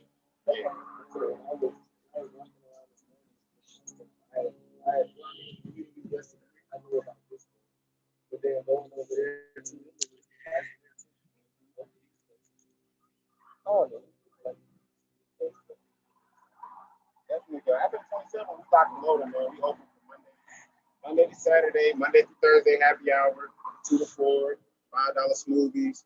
You can have events here. You can host events after hours or on Sundays.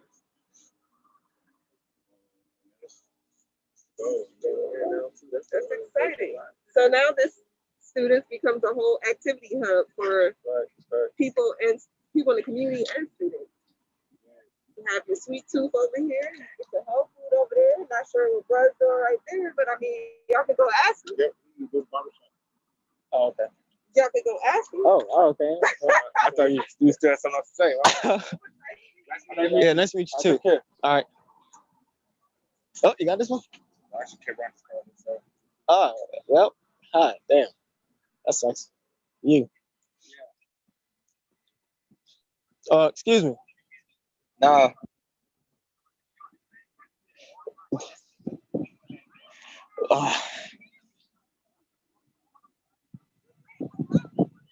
He's on the phone. He's on the phone. That's what I'm doing. You see me walking back? What kind of dumb statement is that? Before I get disrespectful.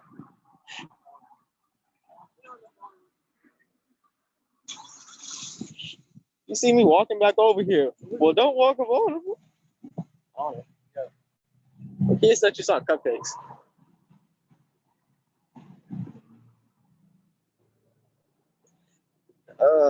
Yeah, mostly I'm gonna start letting people host stuff here too.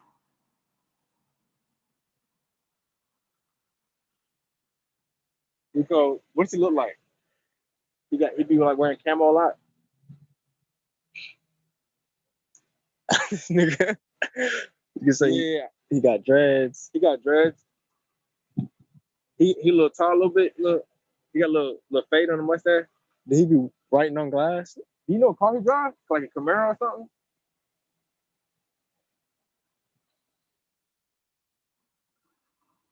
A truck. Oh, okay. All right. So where else can you think about here? Okay. All right, there's it.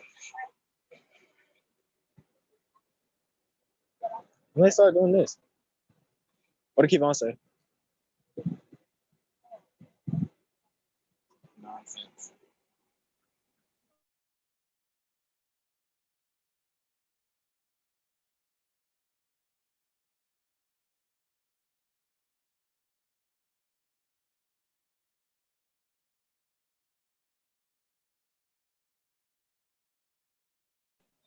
Investing, or one of the investors for that business. But yeah, across the street, the Street Girls team, that post office is right there, and then a little lady further back. Mostly in the area is just students. They usually live in those spaces and everything like that. Good. All right. Appreciate you. If you can you write that down somewhere? So like, yeah.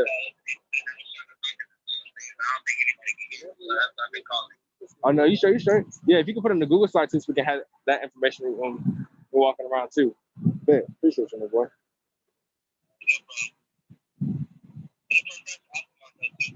All right, for sure. All right, bro.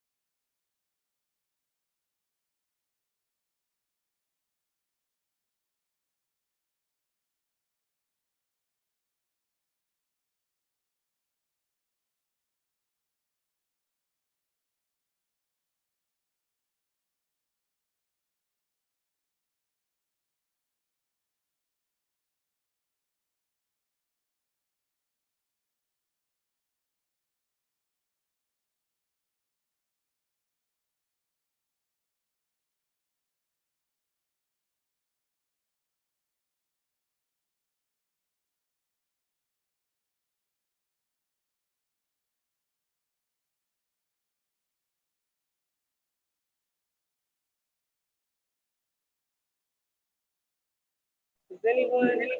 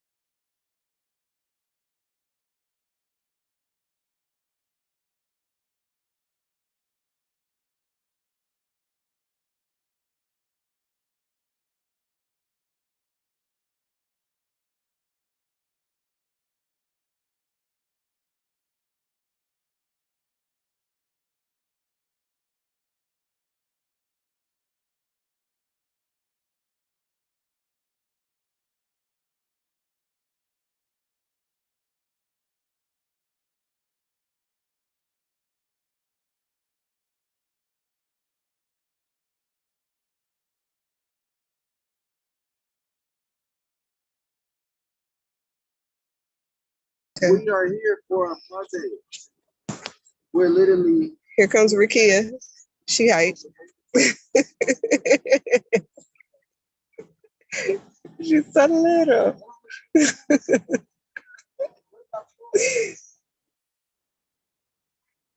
I love that Renzo is just like rocking out with us. Renzo, you might as well change your major. Graduate now. He only got a year left. I mean, yeah, that would be a bad idea at this point.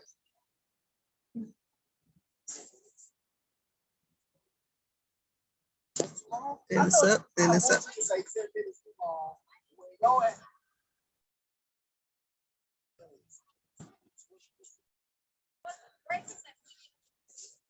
What? I like cheesecake. Wait, who's we? No, me. I'm saying, so you're not sharing? Huh? I feel like I should just get a teacher portion.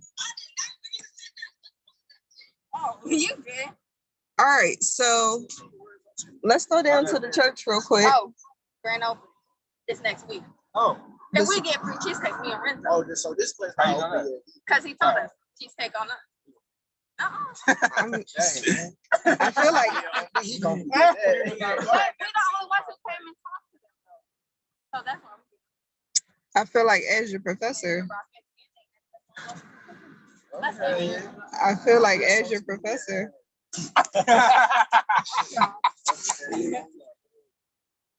Let's go down to the church. I like that they got like this triangle. Yeah. Oh yeah. Yeah. Yeah, especially for folks that live right there. It's a hub. It used to be a clothing store. People that live right there. Yeah. I'm gonna start a business right now tomorrow. Okay. It's two more. I think it's one of them ended up though, so you can't see it.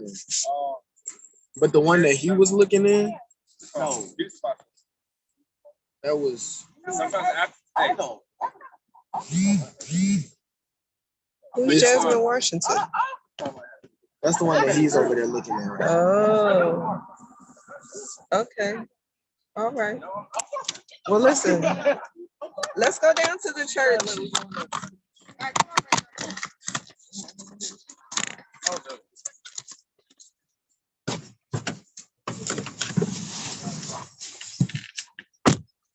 What's going on, fellow slime balls?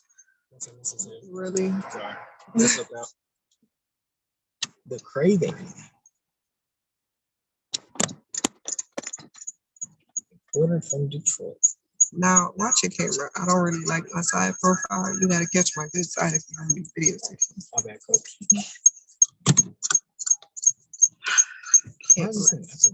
Because I got my journal. I'm not on it. I'm on it. But why is it? You gotta turn your audio off. Oh, Sorry, guys. This is a little slow. Who this dude coming down the? Thinking about buying a gun. That's my cousin. Where do you want this annoying piece of paper? That's all you have. That's all. We're waiting on Jalen. No man left behind. You said we're leaving Jalen behind. I said no man left behind. I don't know All right, that dude. I wanted to. No, you can't catch up in the skinny. Who is this dude behind us? That's Jalen. Yes, that's why I said we waiting on Jalen.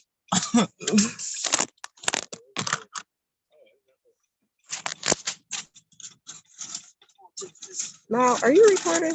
Come on, what?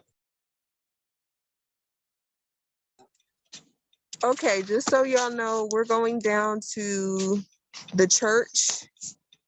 I know we had set perimeters at the post office, but what's really cool is that this whole section, can y'all see me? This whole section down here is becoming like its own node in and of itself.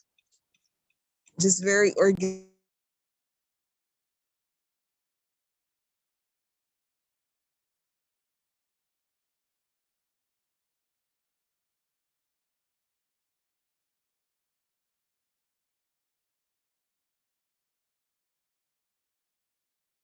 This portion really becomes an anchor for the community.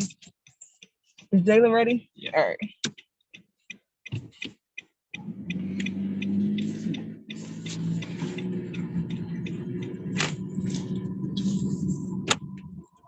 All right, now you on camera duty.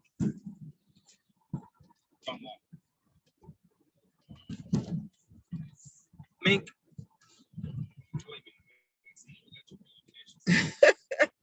I mean, you can get the other side. Is it houses? Is it a house? Like, what is it? Okay. What you call it? Bought me some cake.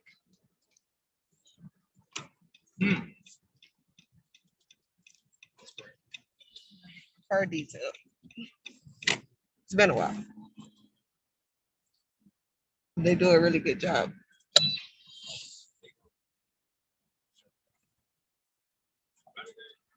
So this is Greater New Life. And then there's some apartments there, random.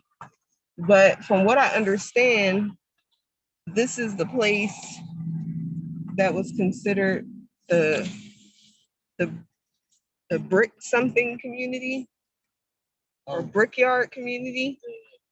Who said? Yeah. The Masons. The Masons and the bricklayers stayed over in this area. That's a lot of land. And this is where they would excavate for the clay to use the bricks, to make the bricks. Because not only did we use bricks to build the campus, my bad, 3 stack. Yeah, it kind of does look like. Yeah. So not only was it used to, I lost my train of thought that fast. Not only do we use bricks to build campus, we used to actually ship out bricks as well. So we would export bricks from Tuskegee. Now are you taking photos or something? Doing some type of documentation? Yes, now it's showing you where that excavation most likely took place. So I was saying to the rest of the class, this area was considered the brickyard area. So like it was like a sub-village, a major village of Greenwood. And this is where they used to excavate clay for the use of making bricks. Nobody cares. Okay. Some of this down there then. Yeah, in that valley. It's kind of crazy whenever we talk about like brick excavation. I don't really know how much brick was taken. I'm assuming the whole land was flat out. So imagine it's that void of land right there. It's all right. It's crazy. Think about how many bricks did you make out of this? Even the valley of Tuskegee, it's like it's really deep. Yeah. It's just all flat. That's crazy.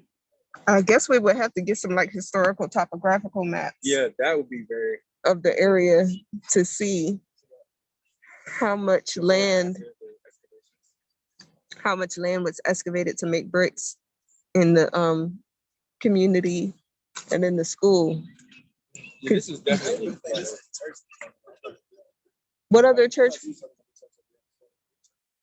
What big church? The big church, by the way, UT is. I don't even know what that You'll is. see it. You know what UT is? No, Apartment complex? I guess it's a store, right? no. So, I'm going to work. I'm going to work. I'll be home watching HGTV. oh, HGTV. I do. This apartment complex over there behind Builders too. Out of there, what they look like project. I've stayed in there. You know what I'm talking It about? was infested with spiders when I stayed in there. This was a very traumatizing summer for me. It's now very well knows I don't do well. So that was pretty much it. I just wanted us to think about the different nodes in the community, activation nodes or hubs, if you will, where those different points of activation can be. And if we see some spaces where we can make recommendations for what things could become, then we want to consider that as well. Do we want to go over to Franklin Road and just drive down there too? Where's Franklin Road? On the other side? So we got to It's go like, back. you know, when you coming straight here, instead of coming straight, you turn. Well, no, That nothing's little curve. really down. Well, it's really nothing down Franklin Road. So I Yeah, take past- that way after to you go pass the home. school. But what's cool about Franklin Road is if we think about connecting these different activity points with a green beltway, then then the farm and Franklin Road is something that we can incorporate. Now, there's one thing. One of the ladies on the call, she said PH Polk's house was over there. Mm-hmm. Well, I guess we can't. We're not gonna know where it is. Until Wednesday, yeah. But the Carver Integrated Sustainability Center is down there as well. They don't use that building. They use it for something. Ag has money, okay? They're using it for something. They do nothing. They're like two.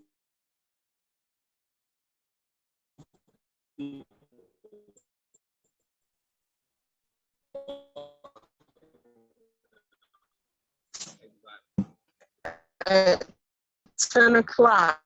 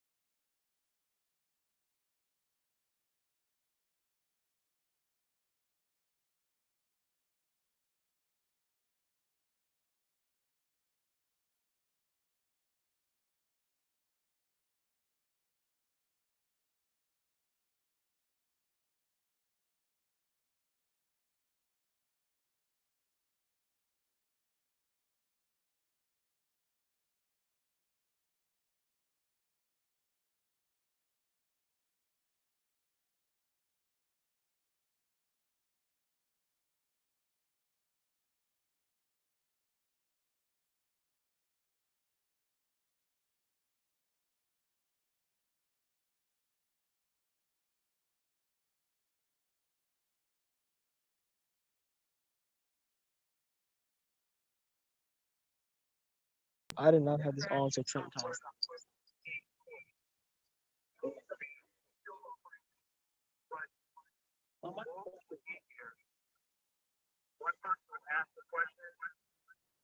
I'm still logged in.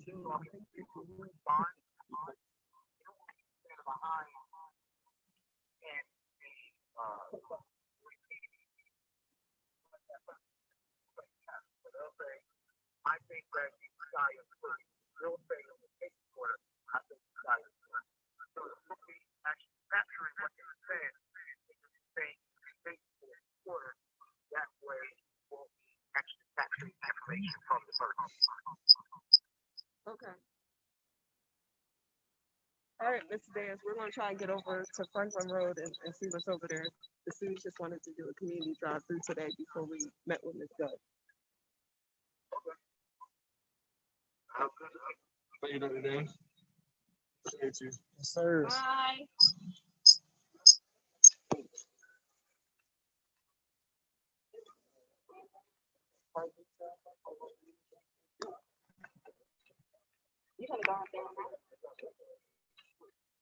So that's gonna give me the key to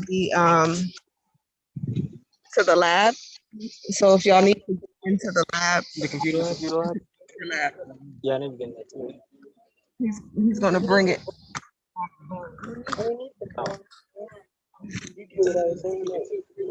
I'd be like, I still said about the tape recorder, but I'm saying like, what it services. Yeah, that could like wait, Rakia, did you actually get it? Yeah, just get their permission. I thought you had some. Oh, shit, it is. I left it down, yeah. So we can do that. All right, so Guys. This was great. are y'all doing Franklin Road or what? No. Do y'all want to try Franklin Road? I'm not opposed to it. All right, so whoever's down, follow me. If not, I'll catch you later. Okay, peace.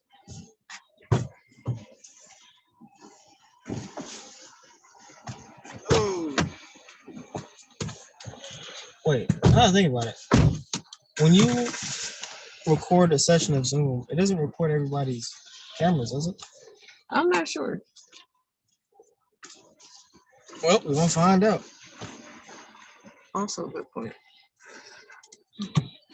I'm not sure how it visualizes when the So we got some get up, huh? what, the car? Yeah. Oh yeah. I got a heavy foot. It could go very well or it could go very wrong. It is what it is. I told you. My dad used to yell at me. Like, Ma, slow down. Respect centripetal force. It's all physics. So respect centripetal force. Like, yo, I'm going like 60 miles There per are a hour. lot of beat down buildings. Yeah, it's rough. But it can be improved. And you get in and buy one of them really cheap, and then everything jumps up. Okay. Yeah. Read Realty owns the block. Let's see. Oh, really? Yeah, wait, who did he say that came out and say? Do they got any properties for rent? Send me the link. Just. All right, so we are going back up West Montgomery Road. Them white people from Auburn be all up and through here buying a property from Tuskegee while y'all playing. I need to see if Steve is in so you can cut the back of your hair. So I can wash it. Oh, what? I got you. Huh? I got you. No. With all due respect. There's a certain level of trust that comes with somebody getting anywhere near my locks. That building was up for sale. I'm not sure if it still is. Nah, I'm like 90% sure. You never know.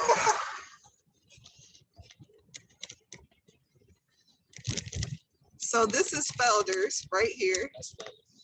The taller of the two buildings. Oh, what's the shorter one? I no It idea. says Felder's next door on the door. So what was Felder's again? Felder's was like a paraphernalia shop. Yeah, there you go. Oh, yeah, they just closed, didn't they? Yeah. Come on, man. Pay attention.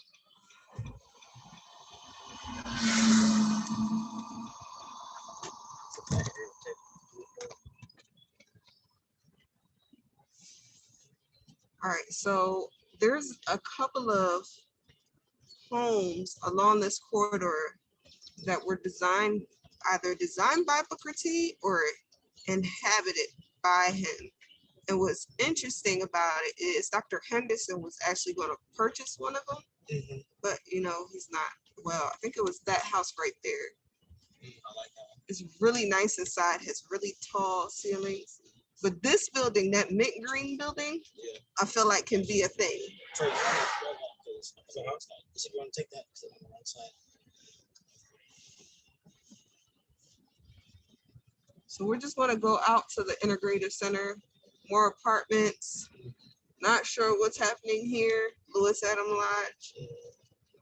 But if we can connect all of this down to the Park Service, maybe even past it to the Integrative Science Center, and there's activities going on there. I think she was talking about right here for that center. Yeah. Yeah, CTU. Damn, this boy always got stuff. Just going to pull up to the middle school parking lot. Not really sure what they do over here. But again, I have no children in middle school. Now hold on, Miss Osman. You can't just pull out like that, okay? I put on my turn signal, sis. Last minute. You could have easily. So further down is the Carver Integrative Center, and so the way old dude was talking about on the TED Talk when he was saying he basically created these different activity nodes and then connected them with a greenway. This could be part of that connection in that greenway, and people could take like tours of the farm. There's horse stables over there. They could go horseback riding. Like there's all types of things that could happen. It's just a matter of providing some type of transportation down the street and possibly widening the street and the sidewalks so that can be taken advantage of. It might, sidewalk. it might even be adding a bike lane and doing a bicycle tour. Or you know how they had the multi-bike Johns? I don't particularly like those. Oh, okay. It's okay. I was just making sure you could hear me. And you know how they got the multi-bike Johns, like your family can get on there? It would definitely require that there's some type of speed bumps coming further down Franklin Road to slow the traffic down. So that, Really? yeah, and some buffer between the street and the private properties. I'm not sure what happens. Absolutely terrible. It's like literally sidewalk. But this is what I was talking about, the difference between like vehicular security lights and actual walking lights that are shorter. Yeah, so when I was trying to look this up, Google act like I didn't know what I was talking about. So what do I need to type in? Yeah, Google was acting like them. Maybe it's street lamps. Street lamps. Yes, because street lamps are different from traffic lights or security lights, because those security lights are typically for parking. So there's really no real lights out here that light the road once you get farther past the farm. So what I want us to do Wednesday after we meet with the lady, well, tomorrow we can print out a big large scale map so that we can start tracing and like just marking up different areas. Hey, we're gonna do that tonight. Oh, okay, cool. Okay, so print out two. I can tell you. I know you are. So we can start tracing over it and marking up, like sketching how different things could look. And then Wednesday we should all get like little maps So we could be marking down where different things are. That way, if we're all recording, like, there's no way we can miss everything that's going on. All right. You could do it on the windshield. So I think this was dope. Thank y'all for riding out with me and making the suggestion. I'm going to go home. I'll put it behind my car. Sounds like a plan. Yeah. Let me know. I could drive y'all back to campus if y'all need. Wait, are you going back to the studio? What do you feel like? I mean, yeah. Oh, I gotta go back. I gotta go back to campus anyway because my stuff is in my office. All right, students. Thank you. I'm gonna stop the Zoom now. Yeah, peace. Whose car is that next to you? Yeah. Q, you pulling out first? I didn't know if you was. So you pulling out first? It don't matter. Yes, I heard you. You said back tire.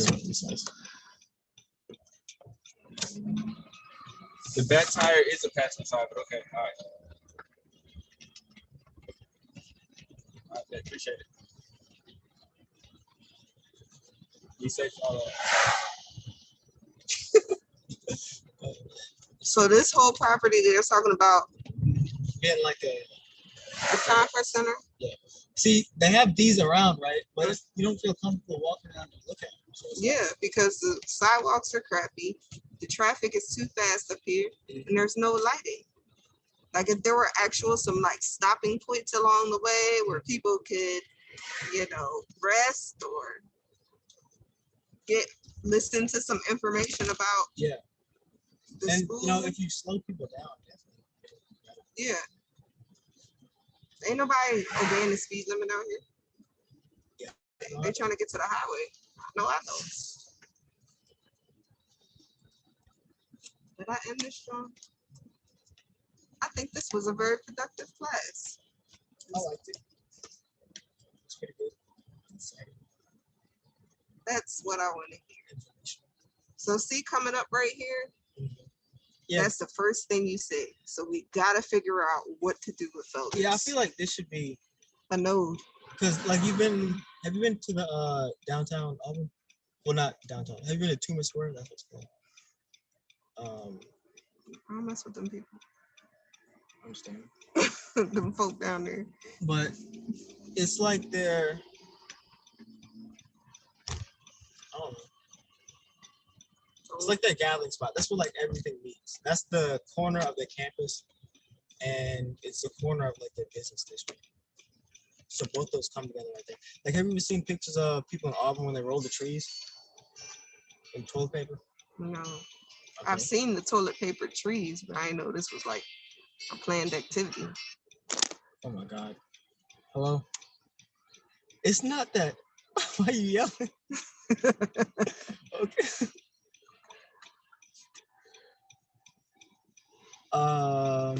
No, I'm broke. Can't spend money. I'm going to the C-store. So I'm good. I got you. Thank you.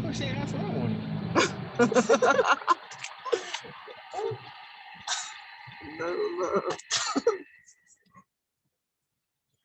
A car full of students. They're not armed. You're not gonna check it out. Hi, how are you? Can I have ID? Yeah. Okay. Thank you. She Look, I even got a checked car their full of temperature. guns and drugs. You got ID? No, I don't. It's okay. Are you coming, Omega Man? What's happening? No, Omega Man. I ain't messing with these people. People out here with their legs out for real, like it's not cold. That is no. I'm from Philadelphia. That means nothing. Also, you're very smart. What does that mean? I ain't got enough weight on me to be out here like this. Yeah. You might have a very good point there, actually. Tapped in. What's your language? Okay, I was on your first video.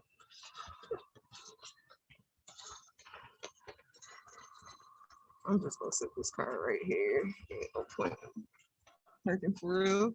Grab my stuff. Yeah, I gotta get the tires. It's just even getting to it. Oh, Trent said he sent the thing. Oh, he just sent it? Yeah, he said something to me. He was like, okay, brother. I'm locked in, won't let me out. Locked in, won't let me out.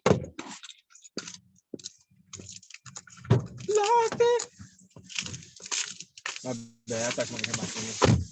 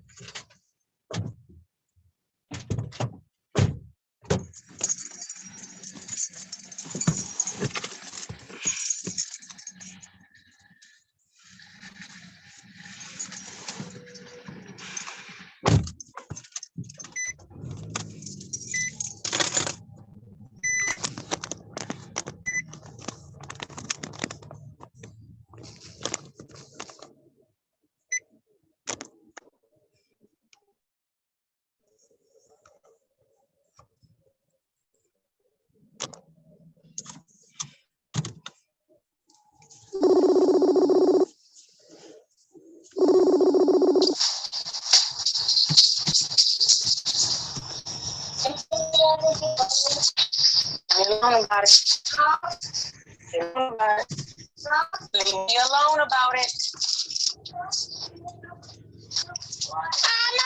What up, Bula? How you doing?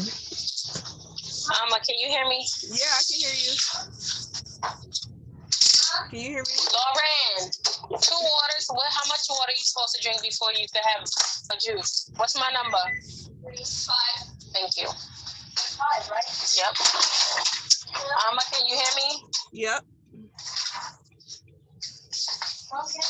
In this trash? Throw it away in the regular trash, not the fork. Can you hear me? Yeah.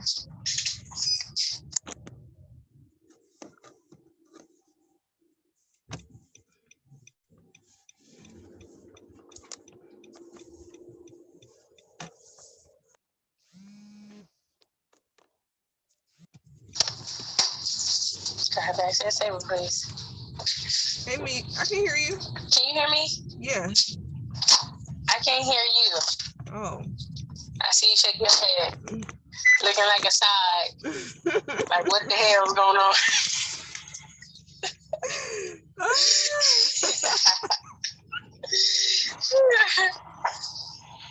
I can hear you. Right. With what's going on, universe, I don't know. I'm gonna call you regular. Okay. I want to see your face though. Ah! I like it. Call me on Duo. You on your way home? Yeah. Call me when you get home. Okay. It's worth it. Okay. All right.